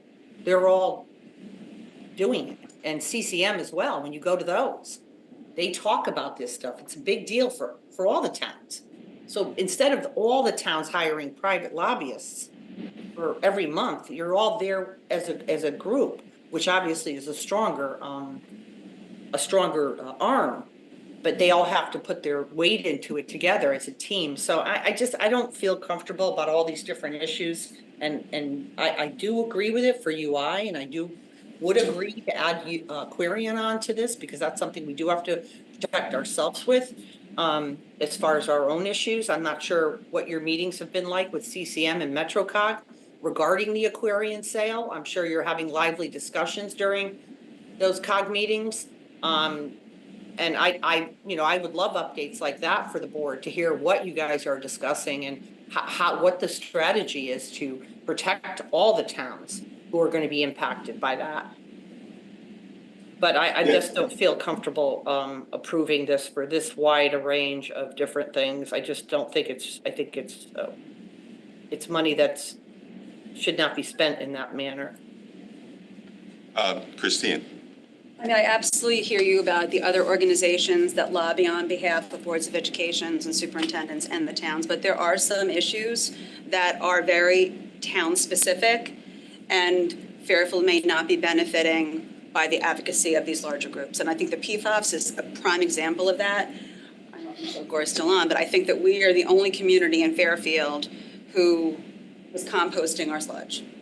So other communities this change in legislation wasn't impacting them the same way that it was impacting Fairfield. This is a very Fairfield-specific problem. We don't have an incinerator. There wasn't openings in other in-state ways of getting rid of our sludge that we are now paying to ship it to Pennsylvania and New York. So I could see the value in using a lobbyist to help on that particular issue. I also am concerned about, some of these, you need to be able to act quickly. And I I appreciate the first selectman reminding the board that this is the second firm that we returned due to a conflict. I mean, I would hate to put us in a position where we need help and assistance and, we don't have it. I do share, when I first got the initial agreement with the excess special education costs being in it, I said this has to come out, and I do have concerns about there being clarity when we say the town, how that conversation happens. I'm glad that, that you mentioned that anything education related would be done in conjunction with the Board of Education and the Superintendent of Schools. I mean, other issues here, other boards and commissions, I think would want to have a voice in terms of what the town's position is on certain issues. So can you just, give a little more clarity on how, if this gets approved, moving forward, how this lobbyist would be accessible to the Board of Education, the superintendent, other, WPCA, TPZ, for some of the issues that were just mentioned as possible topics? Like, what would be the procedures or the process to mobilize the lobbyist? Would it increase the costs at all of the lobbyist? And, just in terms of, I agree with Ms. Kupchak in terms of this board, as we're moving forward on this and potentially using a lobbyist for some of these other issues besides UI, I would want to just get an update on, how they would be used. And ideally, I think it would be even, helpful for the community and the public to understand issues that they are looking at the state and federal level that maybe we should be looking at. I know that CCM had reached out to municipal leaders asking us to lobby, for the excess costs and more special education funding in this session and for the next biennial. So people are, we're talking about lobbying. I think that it needs to be happening on multiple fronts. Public officials in terms of giving testimony, you working with your colleagues, absolutely engaging our legislators, but this is also a tool. I understand the concerns around it, in deciding on the what, the who, and what the message is, and there just being clarity on what that is moving forward. Yeah. And how we can increase communication. Well, I mean, the first thing, if we were, to approve this contract, we would let all the department heads know that if they don't know already, that we have this available to them. On Board of Ed, I understand people were concerned. I did notify Mr. Chairman Peterson, let me know that some people were concerned. And I immediately, emailed RSK and asked them to take it out. So it is out of the contract. I emailed, left a voicemail for Jen Jacobson as well and told her it's not in the contract anymore, just because I don't think this is sort of a common thing for municipalities to do. It is not an unusual, weird thing that I dreamed up. Many municipalities, like I said, have not just one lobbyist, they have a federal lobbyist too, and a lot of times that is, to help them get grants. But you can use lobbyists to help with the grant process as well. And like you said, it is just another tool. So I think the way this should work and the way it worked, we worked it with Michelle Gore, WPCA, John Marsilio, is when they became aware that we were working with this lobbyist at UI, they had a big issue, came in, presented the issue, the potential costs, and we said, wow, you should talk to our lobbyist. And so they did. But as long as the department heads know that we have a lobbyist, when they have cause to use our lobbyist, they would then be able to have direct access to a lobbyist if they should choose to go that route. It's just another tool. Yes, our representatives in this town have been phenomenal advocates. I mean, they rewrote, the laws for UI, but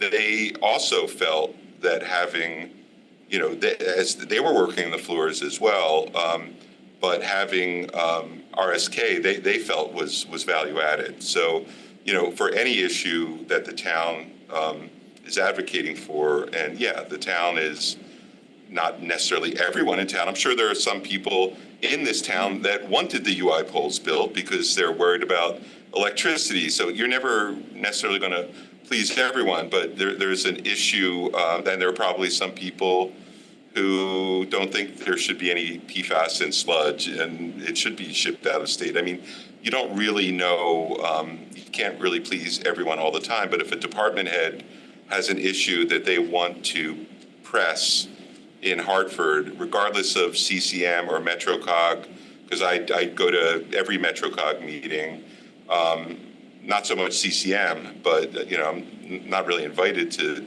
CCM's meetings, but they do get feedback from us. They know, what interests us. They're not really well equipped. A lot of times, like you said, they'll ask us to lobby. So for the Eversource Aquarian sale, I'm kind of out there pushing this.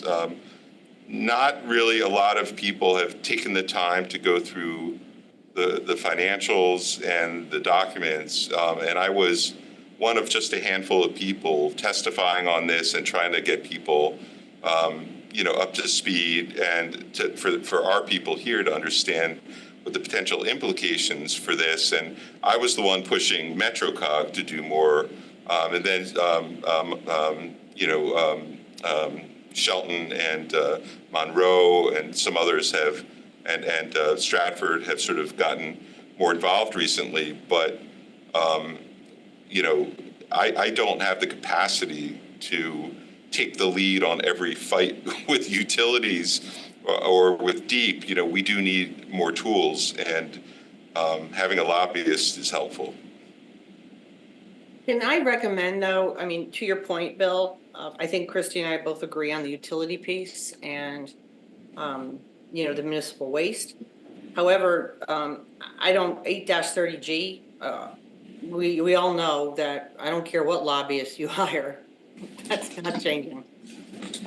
Can I? So all I'm asking is that we could potentially have you take this back and modify the fee and the scope of the contract, and then bring it back to the board, because I think Christy and I both agree that we need help with utility, what's going on with Aquarion and what potentially may happen with UI. And if you believe that you need municipal waste issues, that's fine. I'm fine with that. But I think 8-30G, we all know, is not going to change because the majority in Hartford do not want to change it, so it will not change. Trust me, I fought that fight for 10 years. But I can address a specific thing about that. But if you're going to take some things off, I think that the fee needs to change. I think it's too much then. So 8-30G was a specific thing that I asked them to look into. So when we were about to get our moratorium, I was pretty upset to find out that there was a 90-day window in which I didn't realize we had to post our application in a journal that basically told every developer out there that we were in a 90-day window, and where they could then rush to file applications. And so what they're referring to in this was, I asked them, do you think there's a possibility of changing the law and potentially even looking retroactively to have the date of filing, as long as it wasn't rejected by the Department of Housing, to have the date of filing be the date of your moratorium, so that it would disallow these filings getting grandfathered during that 90-day period. And they did actually do me a favor and poke around about that. I don't think there was any appetite for that, and it wouldn't have passed. But had we been able to, if we'd pushed harder on that and really done a full-out, lobbying effort on that, that would be the kind of thing, not 8-30G as, the total law, because I agree with you, that's unlikely to move. But this grandfathering period in which we got so many applications during that 90-day period, I think, you can appeal to fairness. That's just unfair. And a lot of developers put in parallel filings under 8-30G as a hammer in case, basically telling, almost like extortion, like basically telling the, not extortion, what's the right, telling the TPC that if you reject my application, I'm going to pursue it under 8-30G and it'll be even bigger and worse.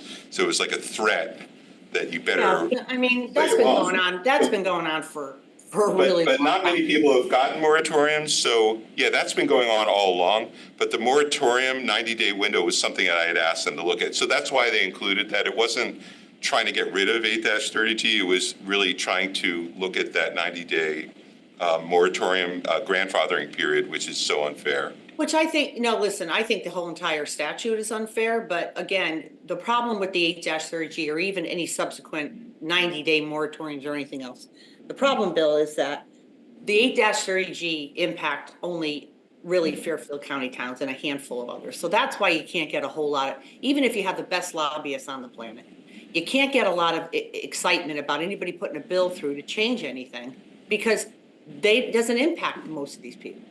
So all I'm asking, and we don't have to get into this whole big thing, you're saying you're going to take the education piece out, maybe take the 8-30G. The education piece is already out. And then come back with maybe a modified amount for this. I've been told that there's like sort of PR meetings every 2 weeks and community meetings with the lobbyist. But I just think that it's a lot of money. You're going to take some things off, maybe come back with a modified and some more information to Board of Education members, Jacobson's point. Where are these people? Who is getting reported to? What are the issues? Who's in these meetings? Even if we just scale it back to utilities and water pollution control and Aquarion, I think we should still know who's involved. Are there minutes taken? So can people know more about it? The entire community and not just people who attend. Yes, To Christine. that point, that's somewhat two separate issues. Like, what we're voting on now is to enter into contract with these lobbyists. And this is basically, if we approve this, that they can lobby on a host of issues. Then there's the piece of who's involved in the town side in terms of the communication from the town to the lobbyists. Like, I think that there's benefit in having flexibility that if we want, there's something comes up on the education side, that the Board of Ed can come to the town and say, we have this problem, we need a lobbyist trying to lobby for anything, against legislation, for legislation, more money. And if we get too specific on this, in terms of the purview, might not be able to. I think that there's concerns about what conversations might be having at the town level and what future conversations might be having and who's involved, who's brought to the table, and how it's reported out. And I think that that's more of something that we can just work out by including a legislative update on our Board of Selectmen agendas, a lobbyist update. Yeah. If some of these meetings, we can't meet with you together, but if other town boards and commissioners want to attend some of these meetings to learn more about these services, that might address some of the concerns about who has a seat at the table and who is able to move things forward to them. I don't want to hamstring how we can potentially use them. Well, but I also very much hear the concerns about the town because it's just, there's a lot of different, there's you as a CEO who can make decisions outside of other town bodies based on the operations of the town. And I think that you don't need to come to other town boards necessarily if you have an issue and you need guidance or assistance to be able to talk to a lobbyist. I think there's difference between moving something forward on behalf of the town when you're talking about issues that are the purview of other town boards. And that would be something that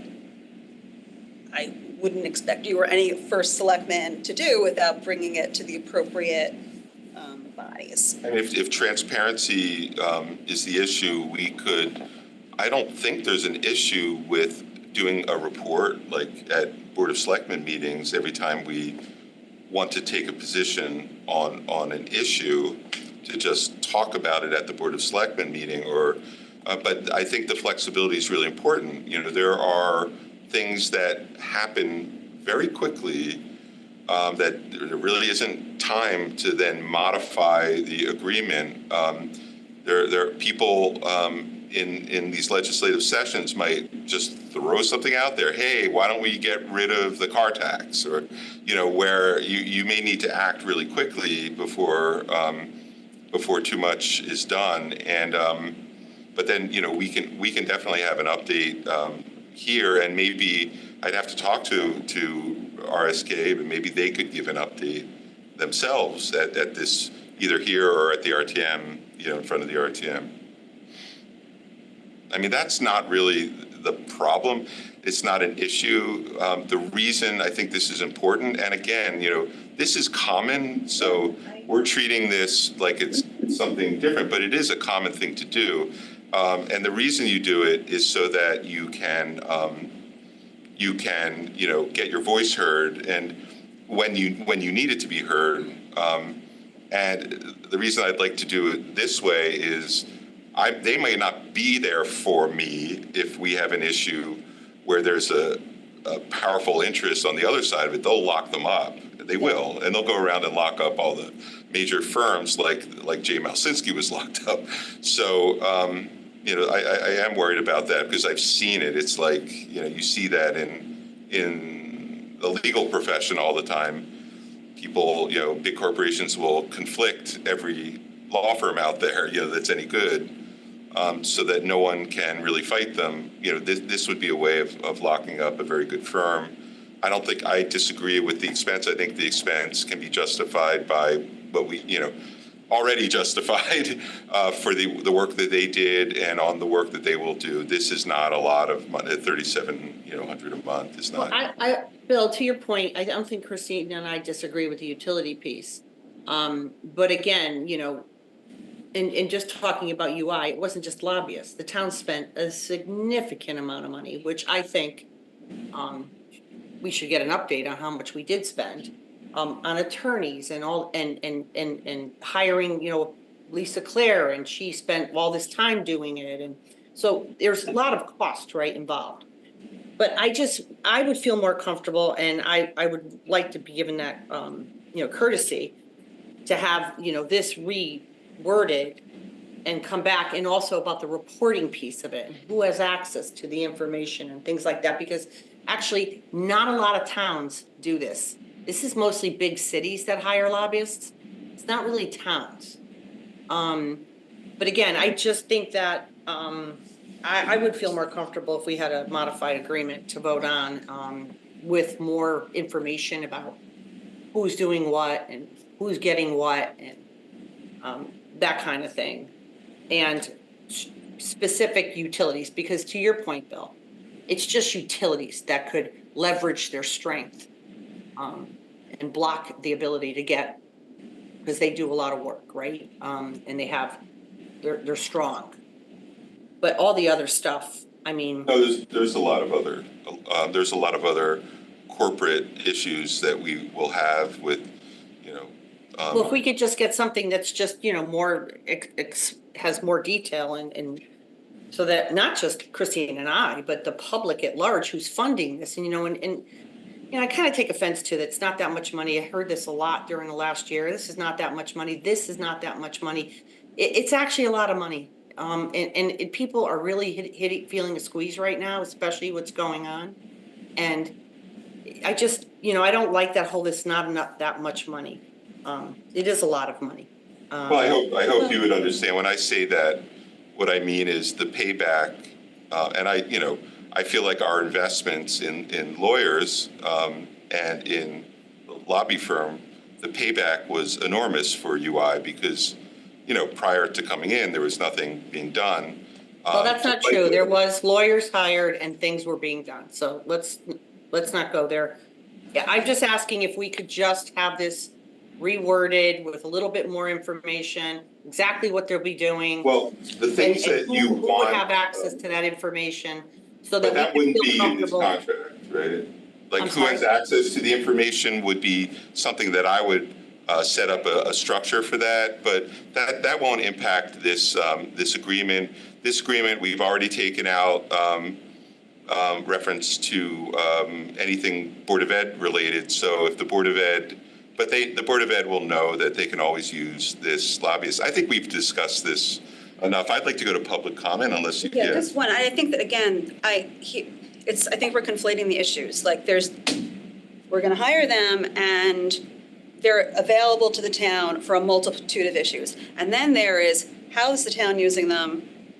You know, what messaging is going to them? And that's a reporting issue really from the administration to the various town boards.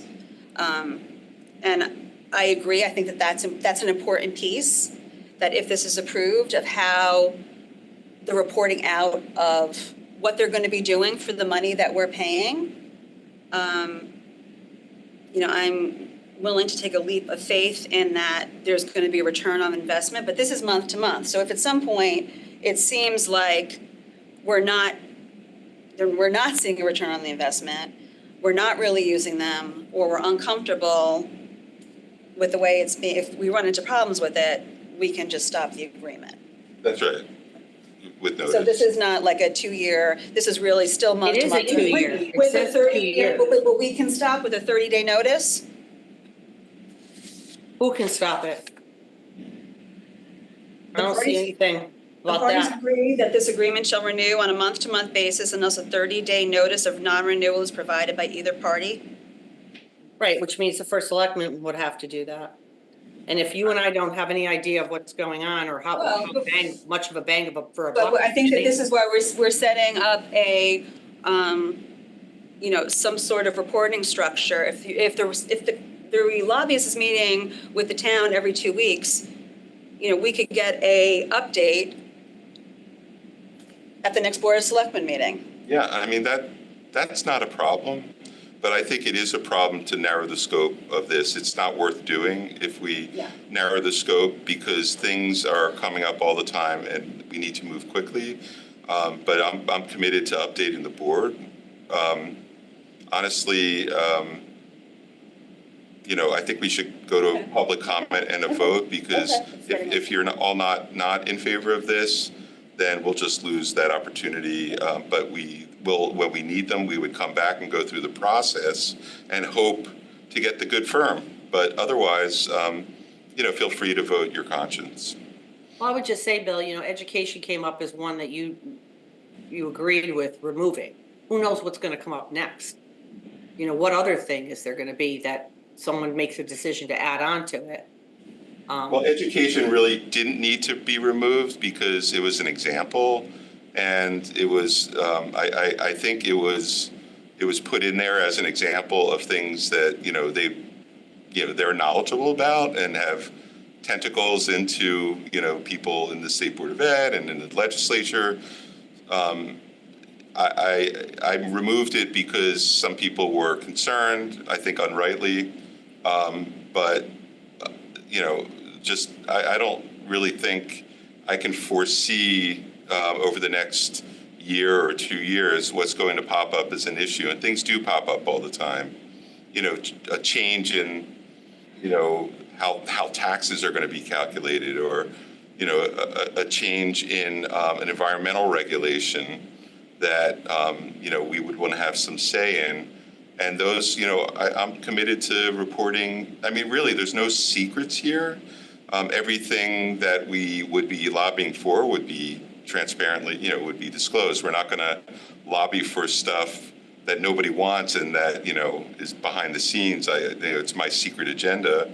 But if, that's a little bit paranoid, to be honest. And, I need some flexibility to run the town. I think this is something worth doing. But feel free to vote against it if you don't like it. And so Can we No, just I move? understand, Bill, and I'm not trying to tell you how to run the town. What I'm saying is that majority of towns don't have lobbyists. Big cities have lobbyists. Well, we're We the have 11th legislators, largest we have municipality in legislators, Connecticut. and we have a leader of a town who's supposed to work with the delegation to assist with on items that impact the town. I was a legislator for 10 years. I sent lots of information, talked to multiple first selectmen, met constantly, talked about different things that were happening, and advocated on behalf of the town of Fairfield. But I just am asking for it to be modified to deal with just utilities, because those are the big things. But if, listen, it's up to you. I can see where this is going. It's going to be a 2-to-1. I just think it's, but go to the public. Yeah, let's go to the public for comment. Who's got their hand up? Yep. Jen Jacobson. Jen Jacobson, go ahead. Everybody, good evening, Jen Jacobson. Can you speak up? Oh, can you hear me? Yes. Yeah. Okay, sorry. Hi, everybody, Jen Jacobson. Thank you for the opportunity to speak to this item today. I did submit, extensive commentary last evening to you all, so I know that you know my concerns here. So I will summarize. The last agreement that you guys agreed to on this was very specific. It had a specific goal, specific purpose, specific motion, and the position of the town was known in that agreement, which is fully appropriate. I'm not here to debate lobbyist or no lobbyist. What I am concerned about is the language of this agreement that doesn't have any of the preceding agreements' specificity. No goals, no positions, no specific tasks outlined for which this money would be expended upon, and is unlimited in its scope. So while I see that you did remove special education excess costs, it's in fact not removed. Because when you have language that says including but not limited to, that's the entirety of the statute's book, right? So it is still in this document, as is every other education statute and everything else. So that is a very serious concern. I suggested, tabling this so that a more thoughtful and specific agreement that would allow the public to know how the dollars were being expended on a lobbyist. I'm not here to say you don't need a lobbyist on any of these things. What I am here to say is the pieces of paper that you are actually voting on doesn't contain any of the discussion you just had, right? And what the purpose would be and how you would hope to use them. So fully fine with it. And if it's successful in working with you, however, what you are actually voting is using public dollars on a lobbying firm to which the public has no knowledge of what those positions are. And I find that incredibly concerning. So all I'm asking is that it be edited to ensure that the public is informed on the positions of the town and the issues that you're working on, which is what you just said you would be happy to do. So I don't know why it would be difficult for us to include that in the actual agreement, because you're not acting on people's words, you're acting on the document. So I will I'll wrap up and say that I think that when we are engaging in this type of activity, it's of the utmost importance that the public can have trust in what's going on. And the only way to ensure that is to have this agreement have some more details in it so that everyone knows. And just speaking on the education front, knowing that now every single issue is in here now is incredibly concerning given that we didn't even know that this was happening. So that's just my public comment, and ask that you table this or seriously edit it. So that we can just work on a better agreement that has some more specifics and details in it. That's all. Not do it or not do it, just so that the public knows what's going on. That's all. Thank you. Thank you. Any other, yes, Jeff? If it's okay, I came in person. So, Jeff Peterson, Chair of the Board of Ed. I'd like to thank Ms. Jacobson for making the comments today. She was the one who, with her eagle eyes, saw this in the upcoming agenda and noticed the issue. As soon as she pointed it out, I understood what her concerns were in terms of putting something kind of as close in the Board of Ed purview as excess cost. in something that the town was dealing with. Now, I appreciate very much, First Selectman Gerber spent some time with me over this weekend emailing, and yesterday I spoke with him on the phone trying to clarify positions, and I really think that the discussion that was had today at this board was very thorough. The things that I think are more important to me from this discussion are talks about structures and policies. And going forward, how are individual boards going to be able to use this resource? How are we going to be able to formulate opinions? The biggest fear, frankly, is that the town decides to do something lobbying that is at cross purposes to what the Board of Ed might want to do in the education sphere. And I know, again, you said this in writing to me, you said this today, First Selectman Gerber, that you have no interest in doing that. You would like to have a procedure where we come to an understanding about how these resources are used, and I do appreciate that. But again, kind of from our standpoint, we want to make sure that I always feel we're better when we work together, when we have a fulsome discussion about what our needs are. And, we are subject matter experts over on our side in terms of things that, a raft of things that could come up under this lobbying agreement. So I would advocate, I'm not going to make a statement for or against the lobbying, for or against the firm, but always for more contact and collaboration. And if there is some kind of structure that we can put on top of this, that when an issue involving the Board of Ed comes up, that we are consulted for our opinion, and before anything is done, that would lobby a state effort. Thank you very much. Thank you. Any other public comment? Back to the board. Ready for a vote? Okay. I would ask, just once again, after taking into consideration comments that I think were very enlightening, that the town, without it in writing, can use these lobbyists in ways that may not be in agreement with the majority of our community or specific boards. So, to Jeff's point, it's not in the document, and, saying it is not in a document. So, I just think it's not a big deal to just table this and bring it back and have it written more succinctly at the advice of our two board members, who I think make a lot of sense. And then have that be the thing we vote on, as opposed to something that, just isn't that clear. Yes, Christine? Detailing how the First Selectman is going to work with other town boards on this issue isn't really, I don't think that the lobbyist, that doesn't affect our agreement with the lobbyist. That is a different policy that I think might be a next step that we work on.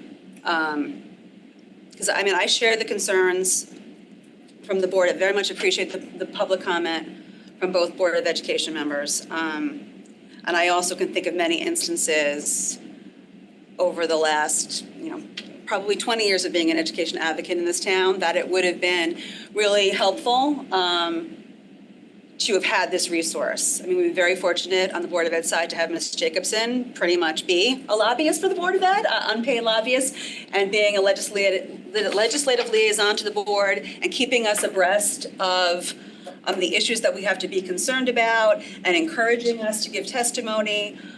Board members have individually, and the board over the years has given testimony as a board, but that took time and maybe wasn't as effective as we could have been in terms of moving forward and change. So I think this is a first step. The fact that it is month to month, I am going to be supporting it today, but I do would ask the administration to kind of, and with the board, maybe work on a future motion to kind of just give some clarity on how the town uses it. This basically tells Rome, the lobbyists, what they're going to be doing on our behalf, but how that information gets flowed through is a separate document. but I'm ready to vote.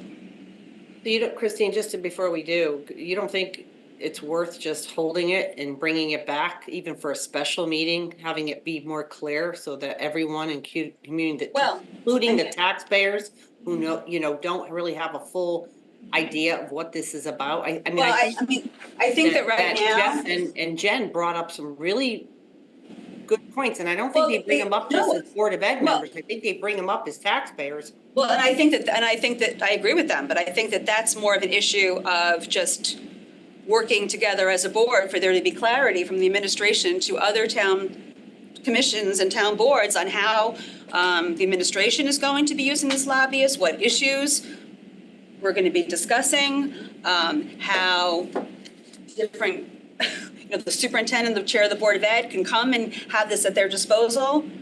I'm hesitant to delay it because there's a lot of stuff that the town is in the midst of advocating for right now, that we may need them.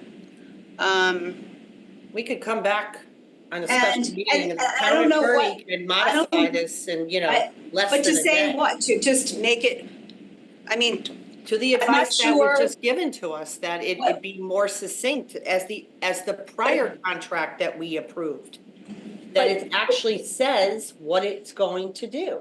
Well, the concerns that I heard voiced were the potential of the administration, and I want to make it personal about Mr. Gerber, because this is something that, we're setting precedent potentially for the future, how they would use a lobbyist. And concerns about somebody going rogue and trying to lobby something that is against or outside the purview of another board. That's not something that would go in a contract with an outside vendor. That's something that we need to work out as a town in terms of what our expectations are. Because they have nothing to do with that. That's town government. That's how we manage this. And in some instances, the Board of Ed this could be an asset for the Board of Ed. The concerns are less with the lobbyist and more with how the town potentially could use the lobbyist. So controlling the town is somewhat separate than of giving flexibility to all town boards and commissions and having this as a resource. Yeah, but to Jen's point, I hear you, and I'm March 27th, it said, authorizing the first selectman to enter into a consulting agreement between the town of Fairfield, Rome, Smith, and Kowalski regarding the United Illuminating proposal contained in Connecticut Siting Council docket 516. People get it. This one says anything. Well, and that's honestly, $3,700 may turn into $5,000, $6,000. If it's anything, any issue, we don't know. What we're saying is not a specific issue. It's about any issue. And what happens if the broader community or one board or whatever doesn't agree with what they're lobbying for? Jen used to lobby me when I was in the legislature. She'd send me more information than any lobbyist could ever send me. I was like, wow, this would help me ask questions. It helped me work. It gave me direction. There are we have so many advocates in our town on a whole host of issues, environmental, clean water, all kinds of things, just everything. I just think that it's a slippery slope to say it's anything, and we don't know what it is. I think we're repeating ourselves. Can we move to the vote? Yeah. So on this matter, item 16, to hear, consider, and act on approving a consulting agreement between the town of Fairfield and Rome Smith Kowalski for consulting services. All in favor say aye. Aye. All opposed say no. Okay, the motion passes 2-1. Thank you. Just on that note, I appreciate your words, Jeff. We will collaborate on this. We will make sure that they're open, whenever the Board of Ed needs someone on their behalf, who, in the halls of the Capitol or anywhere else, or even just to get a legislative update that you might not already have, but I assume with Jen Jacobson, you'll have most. But yeah, you know who to call. You just go, you can have their direct number, or you can just go through our office.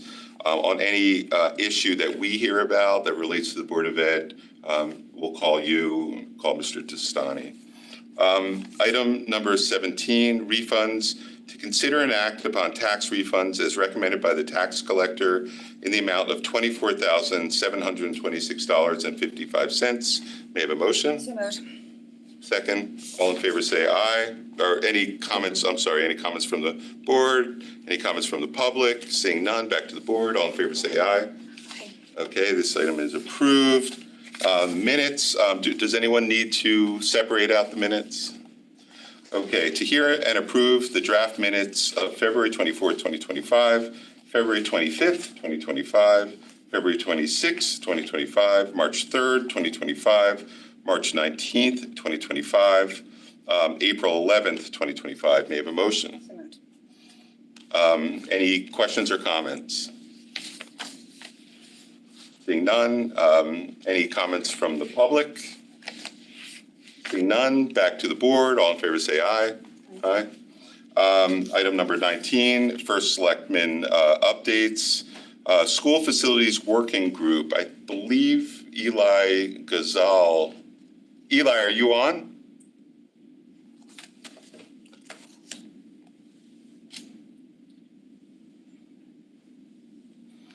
Eli is going to be logging in.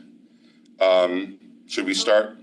That's him as an iPhone. Oh, that is Eli? I got him. Okay. Eli, are you on? I'm asking him to unmute. There he goes. Yeah, can you guys hear me? Yeah, thank you. Can you, you're scheduled to give an update on the School Facilities Working Group. I know you did, the consultants did some walkthroughs over the past couple of weeks. Can you just tell us what's going on? Yep. Seagulls had a update. We had a walkthrough the week of spring break, and we also had a walkthrough last week. So they walked all facilities. We're losing you, Eli. Twice. Eli, we can't hear you. Can you find a better reception area?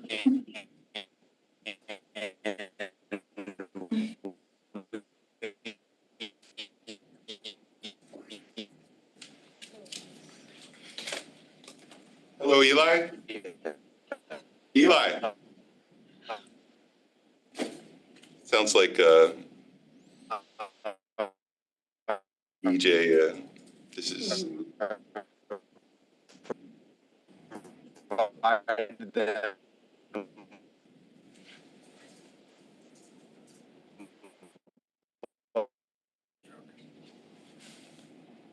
What? I don't know. Your connection is not working. Yeah, your connection is not working. It's coming in. We can barely hear you. Okay, thanks.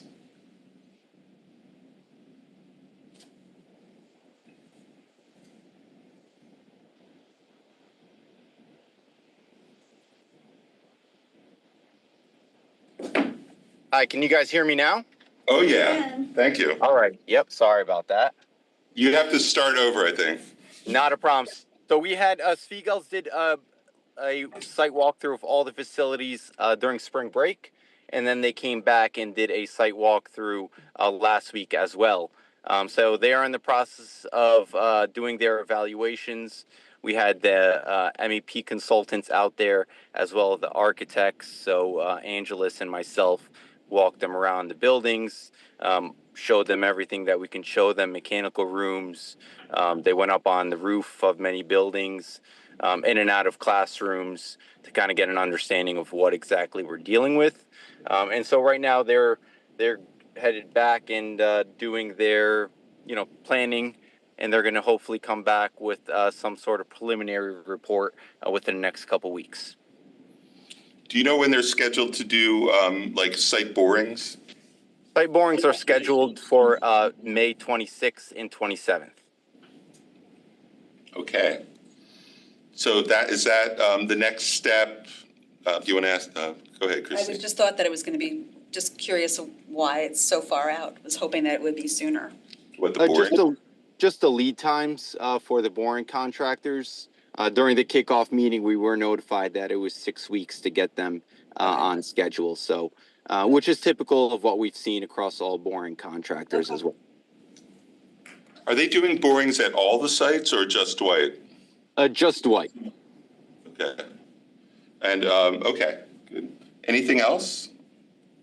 Nope, that's all I got. We've been in constant communications with them. And then we're also meeting with a few stakeholders next week. We're trying to get some meetings on the calendar.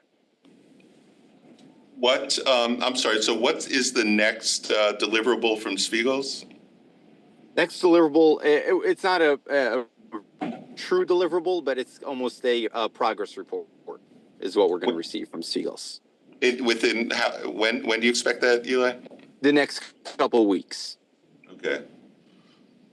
Any questions, Christine? Just who, like the working group again, just for, it's Mr. Papa George? Yep, it's the School Angelus. feasibility working group, like who is, actively going on these site inspections, involved in these meetings, getting the preliminary reports. And you've reported out that Mr. Peterson and Mr. Lee at some point were involved in these meetings. Were they invited to the walkthrough? So the site, just like the next steps about, like, just who's involved? Yeah. The site tours was just myself and Angelus.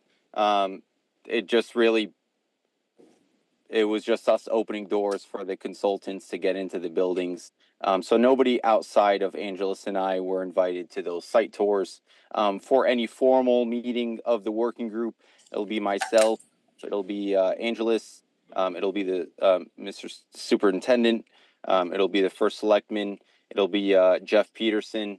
And that's kind of the working group itself there. But no form, we had a kickoff meeting, but we haven't had any formal working group meeting besides the kickoff meeting yet. So it was only the site walkthroughs since then. So can we have a meeting with the progress report, do you think, in a couple months? Yes, of course, yes. Yeah, okay. Yep. And at one of your previous reports, I think there was talk about just a website for as documents starting to become available, or someplace on the town website. Where might the public expect to find these documents now that the work is, beginning in earnest? I'm about 90% complete with our groundbreaking capital projects website, which I hope will be live very shortly. I'm just putting the finishing touches and the information of the projects on that website. So all the information for Dwight will be available on that. And it's a new link. So apologies, it's taking a little bit of time to put it all together. But I'm 90% done. So it should be up within the next week or so. Okay, great. Any other questions right now? Looking forward to more information on this. I still have somewhat related, but just, very cognizant that the Board of Ed still has 2 capital projects that are out there that they approved that haven't come before this board yet. When we originally had the discussion about the feasibility group, I think there was a hope that the timeline would be quicker and that we would actually hear those capital projects before June 30th of this year. It sounded like that's probably not going to happen, but I would just ask for, at some point, maybe have an update on our agenda, like there's the turf field for Ward that the Board of Ed move forward.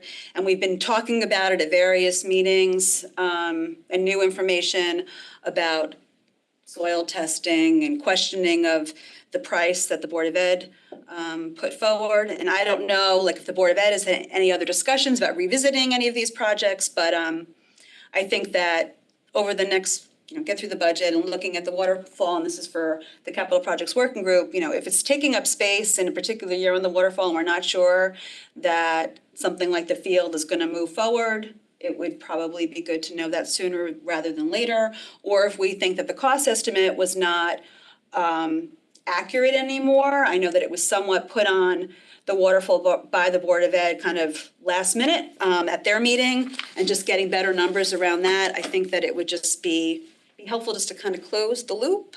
And with the Dwight piece, we're moving forward with this, but I'm still very cognizant of what the next steps are going to be. Once we know more, we know something's going to happen there, and really want to be having the conversation in the spirit of working together to get as much ducks in a row to really hit the ground running with getting a building committee together, a charge. I know the Board of Ed is working on ed specs for Dwight. So in relation to the capital planning moving forward for this particular school, and as new information is, getting to be available, I just wanted to put that on everybody's radar, being that, we have the chair of the Board of Ed in the room. I figured he can hear it. Hey, Eli? Eli, are you still on? Yep, I'm on. I've got a question about the Ward turf field. Is it worth doing soil testing now so that we have a better sense for what the bill is going to be for that project? I was going to add, Angelus actually reached out to me to share contacts about a LEP and geotech, and I shared contacts, and I actually spoke with the geotech, and I don't want to speak for Angelus, but they are in the process of getting more information regarding soil testing and geotech on that field to get a better, accurate number. Yep. Yeah, because I think the Board of Ed, it was last minute, and they put 1.5 million based on a phone call that somebody made, but that little eye rolling on that because of what we've encountered with Roger Ludlow Middle School. So the soil testing will give us an idea of what the complications might be or may not be, right?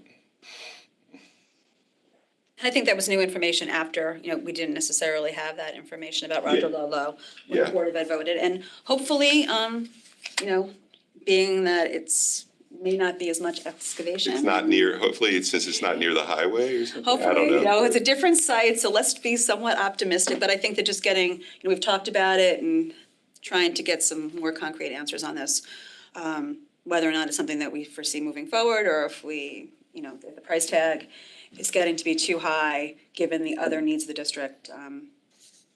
That capital planning working group, that workshop will be here before we know it. And very often we're kind of scurrying at the last minute for some of those figures. So appreciate, that the work is being done. I'm happy to hear that you've spoken to Anders about this, Eli. Thank you for just kind of doing some of the background work. All right, so thanks, Eli. Looking forward to the 2 weeks from now to that update, and call a meeting. Have to get the group together for that, hopefully. Thank you. And of course, be asking for an update to the Board of Selectmen after you have that meeting. Right. Okay, parking authority. The RTM voted to rescind the parking authority resolution in the town code, which effectively dissolved the parking authority.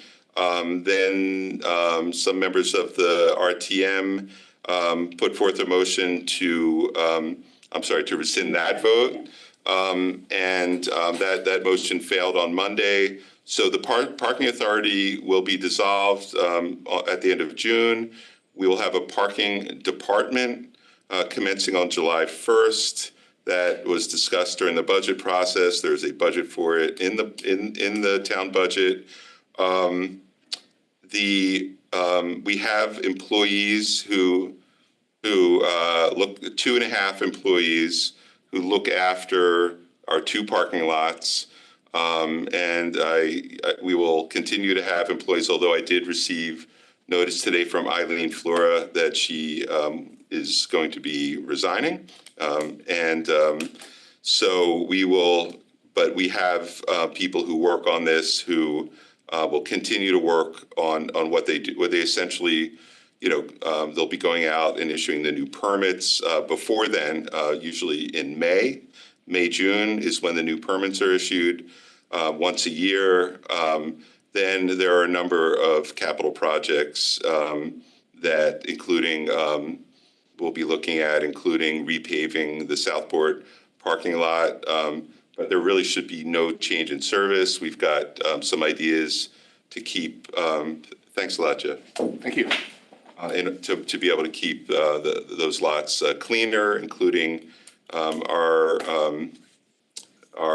plan to buy Madvacs to, vacuum up trash regularly in the parking lots and in the bushes around the parking lots.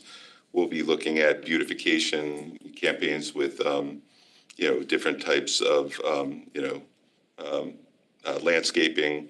And I will be looking into opportunities to keep the station houses open so people can go to the bathroom greater hours of the day. So we'll be essentially business as usual. The permits will be issued by the current staff this year. And then going forward, the permits will be issued by a parking department, which most likely, I hope, will be the existing staff that remain on board. So there really shouldn't be any change from that perspective, but there will be reporting lines within the administration, within DPW. It'll change the relationship with the Fairfield Police, who currently have, they do work for the parking authority, like on an hourly basis for ticketing. And it'll change the relationship with DPW because they won't have to contract for services with DPW anymore. It will, so that's it. And how are we just with the state and just, because of this change, so communication with the state? The state knows, we've talked to the Deputy Commissioner of Transportation. They have no issue with this whatsoever. The state, I know it's been said that they oversee the parking authority, but that's sort of a mischaracterization. That would sort of be like saying that, Department of Environmental Protection oversaw our dump. The state has some authority over, and if the parking authority wanted to build something, they would send someone down to inspect it, but they didn't have regular day-to-day oversight over that. There really was no day-to-day oversight over that group. The authority itself, is made up of volunteers who meet once a month. My intention is to come before this board to mimic, something similar to what is currently in place and create an advisory committee of some sort. We haven't decided what the best route is. I'll take your input on that, but to make sure that the voice of the commuter is heard and make sure that there's ways, for them to provide feedback. But, the authority board, they met once a month for often maybe 35, 40 minutes, usually under an hour. And most of it was just hearing reports on the number of parking, passes that were issued or day parking passes. Very few real either beautification or, infrastructure improvements. So we'll be looking at this somewhat differently, trying to improve parking in Fairfield. I'm glad to hear, because there were concerns brought up at the RTM about just the state and how the state going to react, and it's good to know that. That was not well founded at all. It will be that was hyperbolic. We don't necessarily need to worry about that. The state is not concerned at all about that, and we've had month-to-month leases between the town and the parking authority, and between the state and the parking authority. And our town attorney has already asked the parking authority, the state lawyer to provide a draft of a new agreement. We really should have a long-term agreement with them. We haven't for some time. And that new agreement will probably have, some different terms. We haven't really been following the terms of the old agreement, which is a little concerning. And, we're going to make sure that we understand the terms and that we follow them. The calculation for how much needs to be moved into a special account. It's called a reinvestment fund. We need to make sure that there's mutual understanding on how that calculation should work. We should have a program, a process for ensuring that the state agrees with our calculation each year. I mean, I can't find evidence that that was ever done. So, we should be moving money into a reinvestment fund and using that fund for investment in the train stations or other parking improvements. Thank you. So, Bill, can you share with Christine and I why none of this was presented to us during the budget? I think it was. Not the Board of Selectmen, not the taking over of the parking authority, not taking their money and adding it to your operating. That was all done after the budget passed the Board of Selectmen. And frankly, I've never seen anything like it. And I've been involved in town government longer than both of you. I have never, ever seen a budget change so dramatically after it went through the process of the Board of Selectmen. So can you share with us if to what your point was that this was a discussion you were having for months and months and months, why it wasn't presented to the Board of Selectmen in public like anything else we were presented that was in the budget? Wasn't the parking authority broken out in the budget? That happened at the board. You didn't tell the Board of Selectmen that you were going to, take over the parking authority and put their money in our budget with no, advisory board, no discussion from anybody. Nobody came. This was not discussed to the Board of Selectmen at all. So we were basically just not part of this. It was just added later on. And I don't understand why. I'm just wondering why this whole issue was not presented to us during the budget presentation for an entire week. Well, this is a legislative. It had an impact on the budget. You were literally creating a new department. You were dissolving a 50-year parking authority. You were taking all of their money, over $1 million, and dumping it into the operating budget. And that was not shared with the Board of Selectmen at all. And I'm just wondering why that is. I'm not sure how to answer that. I actually can't recall the progression of events, but I think the parking authority, yes, it has been an issue for me since I got here. I don't know if you felt there was an issue. But I certainly did feel there was an issue with oversight. No, I wasn't asking you about that. I was asking why you didn't present it through the budget process to the Board of Selectmen. I think this evolved pretty quickly. The fact that we were going to do this was not really part of the plan when we came before the Board of Selectmen. So it was made after the fact, just sort of, so that contradicts what your administration was saying, and even the RTM, that this discussion was on for months and months. But I was having this discussion with our town attorney for months and months, really starting the first meeting I had with the parking authority, but the timing of dissolving it was uncertain, and we came to the realization that we had to do this to get it into the budget. I'm sorry that you didn't have a chance to see it in the budget. Well, I think it was in the budget just as kind of self-sustaining. Yeah, I can't recall what was in the Board of Selectmen. If you're going to add $1 million to an operating budget through revenue by commandeering an independent authority, that should have been presented. And frankly, it smacks of lack of transparency and I mean, a complete abdication of good governance. I mean, you're saying, oh, we figured it out later and sorry, we didn't give it to you. We're just, you know, what are you gonna do? I mean, that's not how that's Fairfield runs actually its government. If I had ever tried to pull that, there would have been a protest like I couldn't even imagine. If I just, after the Board of Selectmen, Nancy Lefkowitz would have had a meltdown. If I had just, oh, sorry, I didn't tell you about it, but. Yeah, you Ms. know, Kupchak, I think you're kind of, this I'm don't think you shocked should that you talk like didn't that. share it with us and that the RTM, it just literally no minutes, no notification to the public. I've watched those meetings. This is not how Fairfield operates.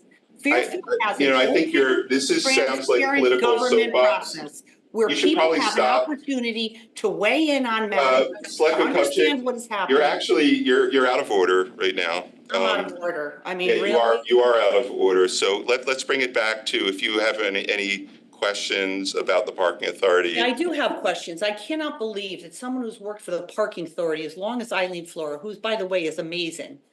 What a shock she's leaving. Along with so many other people who are leaving town government, but okay, so. Well, that again, are we gonna have that's an really out of line independent and out of order. authority? Are you gonna appoint an independent authority so that the commuters have somewhere, just like the Affordable Housing Commission or this commission or land acquisition? Is the commuters gonna have a commission that they can go to and share their concerns or their issues? Well, I think you're aware that we don't have commissions for everything that the town does, right? Well, this is a big one because this was independent and now it has nothing. It has nothing. Well, there's still a means for people to complain, which they will and do. I get emails, every day complaining about things. You don't need a commission for everything, although when you say independent, that was the problem with the parking authority, was that the first selectman had no purview over anything the parking authority did. And, you should be more upset about the fact that you had a parking authority that wasn't following the state leases or the town leases. There was no oversight. I mean, they were entering into legal agreements. They were supposed to run them by the town attorney. They didn't. So there were real issues with the parking authority. And I guess that's not of concern to you, but it was of big concern to me. So what I would like to do I is. just think that if there's ever, I would just say for the record, any major budget adjustments, adding new departments, adding revenue by commandeering independent authorities, that really should be brought before all the town bodies and not just the ones. Using the word commandeering, like I'm not sure why you would use such inflammatory language all the time, Brenda. It's what you did. Really bad habit. You did it because you could. No, I did it because it was not a good structure. It never was utilized the way it was meant to. I went back and read the founding documents of that authority. Yes. Well, the RTM had to act first. Yeah. So the RTM acted after the Board of Selectmen met also. Yes, so you can't put something in a budget contingent upon. Well, the first selectman just said they came up with it after our budget passed, so that doesn't really hold water. No, they hadn't acted. You came up with the idea after. I actually. The Board of Selectmen passed the budget. Listen, all of this is very Elon Musk-ish, to be honest, and whatever. I think that's not, that has been, I think that is not accurate, not accurate. Nothing's accurate. Well, I mean, I think I don't, well, I guess people have mixed feelings on Elon Musk, so I won't say if that's a compliment or an insult, depending who you People are are. filing FOI complaints and minutes aren't posted of meetings and agendas aren't posted and all these things are going on. I really. Can I just say, what you're saying now has been refuted by the town attorney. And actually, Jeff Steele on the RTM tried to he made a motion to rescind all of those To comments? start over so I- that you guys could do it the right No. way. You know what, Brenda? But First of we're all, not gonna you read it. are really cutting people off at a pace that even is surprising for you. So anyway, can we move to the next item, or are you going to rail on? Okay, so Sharing my opinion is railing on. well, you are I railing don't on. like my opinion, Bill, that's you're fine, saying but things in a nasty tone. So why don't we? it's just And you're frustration, using Bill. It's not inflammatory nasty, Bill. language. It's just frustration. And this is just the way A lot of you're operating. So frustration. can we move on to announcements? Yes, please. So I have an announcement. Okay, I'm going to make an announcement about the investigation that was at the former first Selectwoman Brenda Kupchik, current Selectwoman Brenda Kupchik's request. The law firm of Robin Kaler, from the firm of Rose Kaler Attorneys at Law, was retained to investigate a complaint submitted by the Board of Selectmen in July 2024 by Fairfield Selectwoman Brenda Kupchik. Selectwoman Kupchik is currently a member of the Fairfield Board of Selectmen, okay? Selectwoman Kupchik asserted that there was a conflict of interest that existed between Fairfield's Chief Operating Officer David Becker's business relationship, prior business relationships, and/or family business relationships, and his former role as interim Chief Financial Officer, and/or his current role as Chief Operating Officer for the town. I'm reading from an excerpt of the report. Selectwoman Kupchik's complaint is provided verbatim in the report. In her complaint, Selectwoman Kupchik urged Fairfield's first selectman, William Gerber, to assign an outside investigator to review the conflicts of interest issues presented. Selectwoman Kupchik's complaint followed a complaint filed anonymously with the Town of Fairfield's Ethics Commission, alleging inter alia ethical concerns about Mr. Can I have a Becker's point of order, relationship please? Can I have a with point of Becker order? Landscaping. Bill, What's can I your have a point of point of order? order? I've been chastised or reprimanded for bringing up specific items on announcements. This is actually something that was brought to us by the public and that you agreed to do an investigation, have someone do an investigation, and it was not listed on the agenda. Christy and I did not get a copy of this report. The public does not know we're talking about it.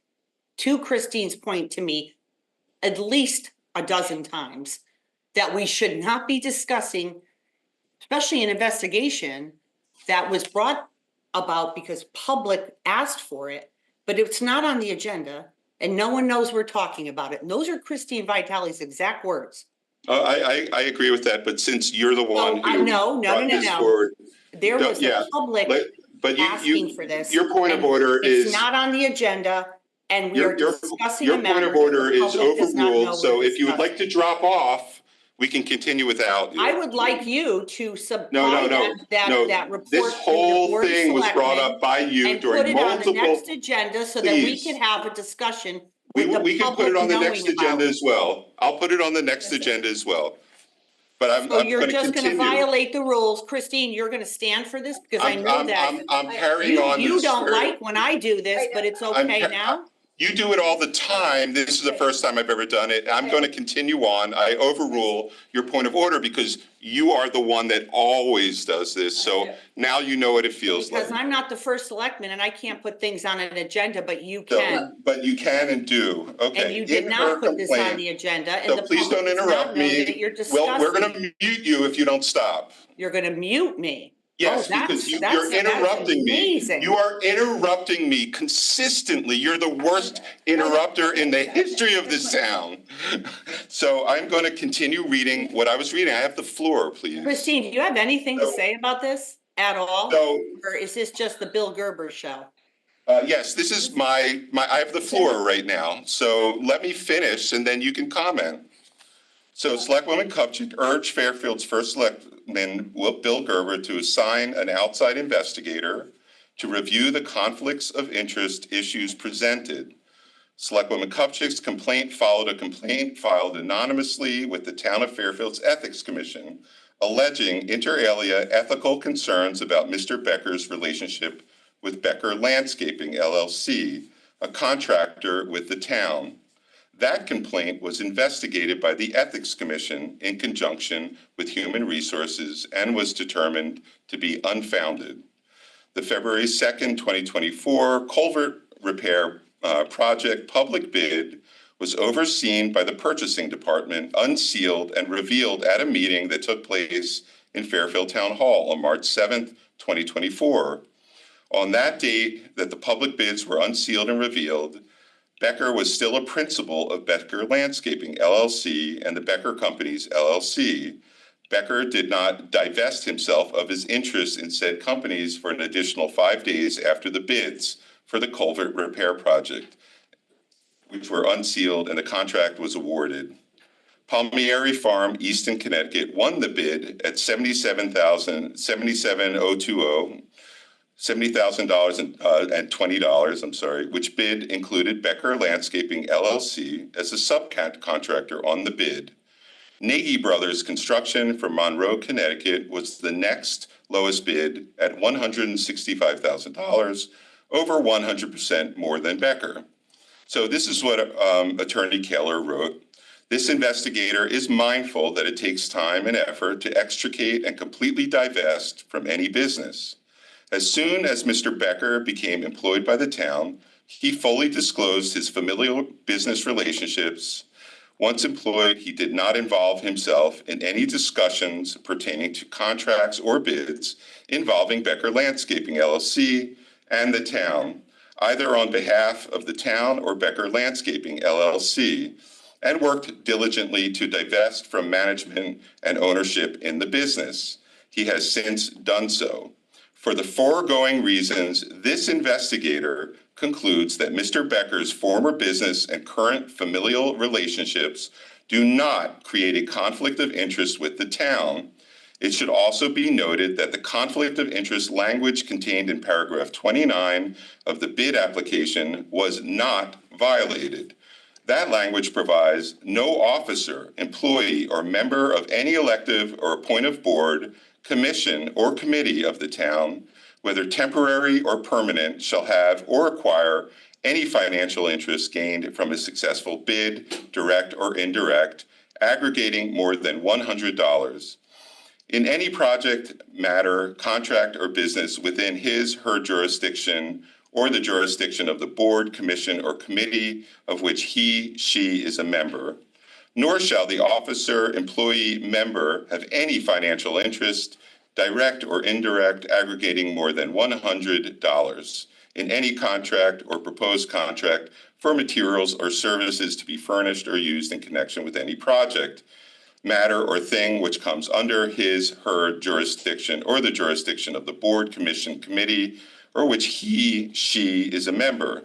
Mr. Becker received no income from the contracts or bids from the town of Fairfield after becoming employed.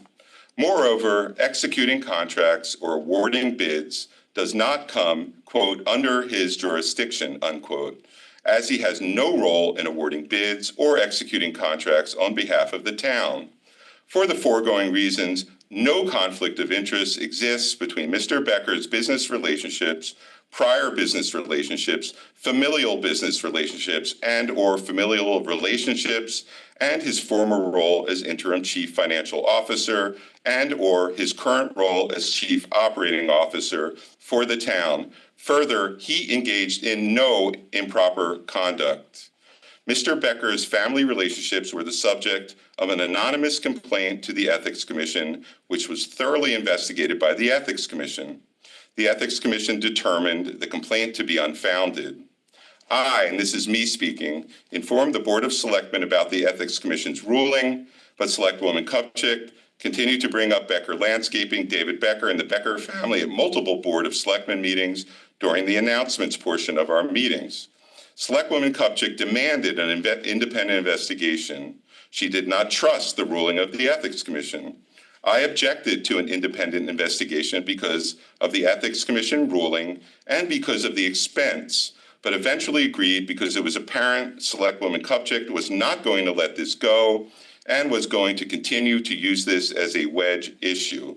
The independent investigation cost the town of Fairfield taxpayers over $21,000. It is a very thorough report but it was not necessary. Some members of the public and members of one political organization, along with its leadership, taking their lead from Ms. Kupchik, sent very ugly accusatory emails to me and members of my administration and published some very ugly false letters in local publications. They were wrong. They were deceived. I hope these people who jumped on the accusation bandwagon learn from this experience and learn who they can trust for information in the future. Thank you. So you just read your statement, Bill, and you Go just ahead. said, you just said, Respond. you just said, I mean, you just said that I directed people, and I want to just clarify for the record, you received emails, just like I did, from members of the public saying that they thought there was a conflict of interest. Listen, I'm not surprised that it took 8 months to come up with saying that there's no conflict. I'm not. There's a lot of things I haven't been surprised by, coming out of your administration. Listen. So now you think Rose Keller is No, what I'm falsifying? saying to you, Bill, is that you just read a statement basically saying that I was leading some charge going after Mr. Becker and that we didn't both receive emails from the public concerned about a conflict of interest. And that's exactly what it was, and you want to say it was political, but regardless, again, this was Well, going forward, I hope we don't spend this kind of money. Point of order, point of order. This was. All right, we have a point of order. May I hear your point of order? You instituted an investigation at a public meeting. Let me hear a point of order. You did not have the courtesy to list it on the agenda when you are the first selectman who makes the agenda. I'll talk about this at any meeting you want to. And now the public has no information. There is no report attached to the backup. There's nothing. So can we you know let what? I'm Christine? gonna take Christine Vitale's advice and say we shouldn't be discussing it because the public never had a chance to know it was gonna be on the agenda. I'm willing to talk about or all of this in public, at any extent. But the reason this came, I'm sorry, go ahead, Christine. Well, I mean, to be consistent, like this, you read the announcement. It wasn't noticed. I appreciate it being on the next agenda. I think that being that it was read and it was something that was discussed at a previous meeting, I would just ask, I don't know if it's, posted with the backup of this agenda. So if people, now that they've heard it, I'm sure some people would want to read it and I want it to be accessible. If it's not posted, it will be posted. Ask that it be posted so the public has it and that we can continue this discussion at the next notice meeting. Yes, we shall. However, there's some additional information. David Becker commenced his duties as interim CFO effective on February 3rd, but his official duties began February 6, 2024. 2 days later, on February 8th, 2024, interim chief fiscal officer David Becker received a pink voucher request from Human Resources to cut a $5,000 check using American Rescue Act funds allocated to COVID relief to Brenda Kupchik for a furnace that her company installed in a family member's house 10 days prior. Point of order, Mr. Gerber. Point of order. You are right now slandering. You are slandering. The amount triggered a required approval by the chief fiscal officer. Slandering right Mr. now. Becker If I did were not you, I'd be authorize very the payment. careful, Mr. Gerber. I'm just telling facts. Careful, Mr. I'm just Gerber, going through facts. Because if you Mr. really want Becker to did talk not about how authorize the your payment. administration did Instead, not he give consulted with me. 87-year-old veteran I did not authorize the assistance payment. in this And town, given the because you were familial trying to get relationship back between at the me. Selectwoman That is Kupchik and the unbelievable. You applicants, actually are. and the you fact are that the vendor who would a benefit bad from human payment being. was You are a Selectwoman bad Kupchik human herself. being, and Selectwoman you Kupchik, as a really, voting member of the Board of Selectmen, created the COVID relief fund with ARPA funds when she was first Selectwoman and continued to have a vote regarding how ARPA money was allocated. An 87-year-old man who is low The income. very next day, lived in February this town 9, his whole life 2024, and is a after we veteran declined of a to war. sign the You check are a very that bad would human provide a being. check to Brenda Very Kupchik bad Vice human Chairman being. Michael Keep Grant going, submitted a Mr. letter to the Gerber. editor of the Go Connecticut ahead, Mr. Examiner Gerber. entitled Go ahead. Hires in Go ahead, Fairfield Raise Mr. Concerns Gerber. of Keep Ethics, going. Conflicts of You're really, Interest. this is completely February out of line. 26, 2024. Christine, are you Republican literally Town gonna Committee sit member here Evan and let this Snapper go on? published Or a you have letter in the anything to Fairfield say Patch about this? expressing Oh my serious God, I mean, concerns this about this first is like selectmen. some Yes. kind of circus, some kind of clown show. I mean, I This have all came never about seen a because more David Becker refused to pay you $5,000. You are literally, you are unbelievable. You are literally. You're unbelievable. Selectwoman Chutman, you are Mr. Gerber, unbelievable. my lawyer is going to be in contact Unbelievable. with the town attorney. As a matter of fact, You the town can attorney do is my whatever lawyer, you isn't like. he? This is all facts. This is all public Unbelievable. information. You really are a horrible human being. Yeah, sure. You are a spiteful, angry, vicious, horrible human being. Yes, you are. Yes, Yeah, you are. yeah. And you know what? I've been waiting for this because I'm I making a can't wait motion. Okay. to let the Okay. whole to go, town I'd like to know make a motion what to go into deceitful, executive horrible session with things Attorney Okay. Rick you Aiken, did. Attorney Philip Pierce, Yes. to discuss pending Seconded. litigation, Joshua Zabin versus the town of Fairfield. Seconded. Let's go into Let's executive vote for session. that motion. All in favor, say aye. Aye. Okay, we're going into executive session.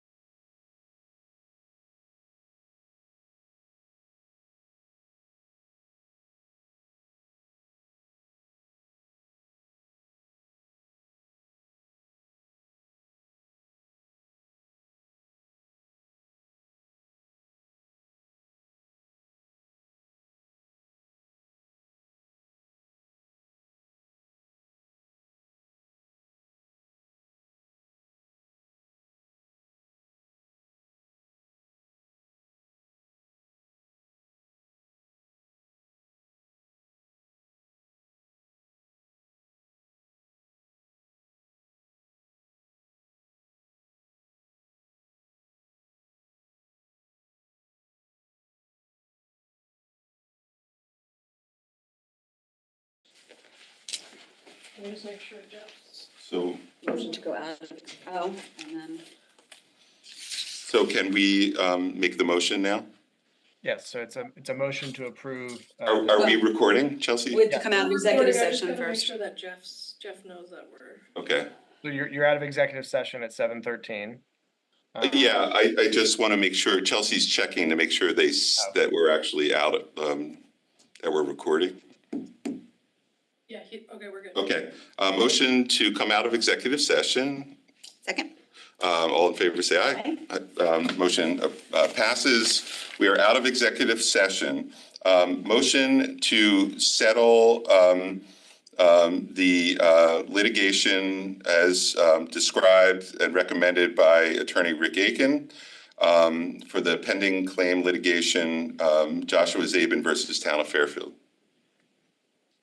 All in favor, say aye. Aye. Motion passes.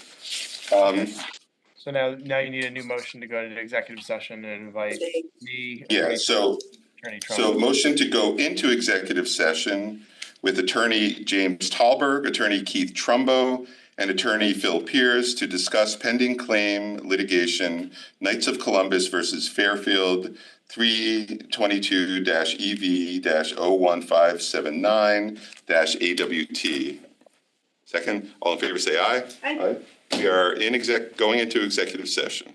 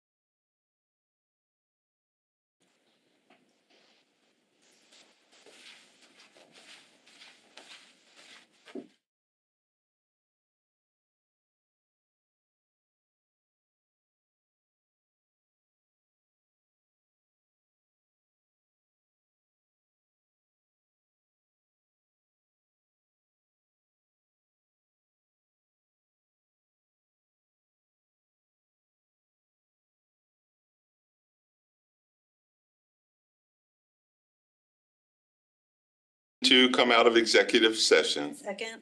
All in favor, say aye. Aye. Aye. Okay, we are out of executive session. No action was taken on this item. Motion to adjourn. Motion to adjourn. Um, Second. All right, all in favor, say aye. Aye. All right, we are adjourned. Thanks, Phil.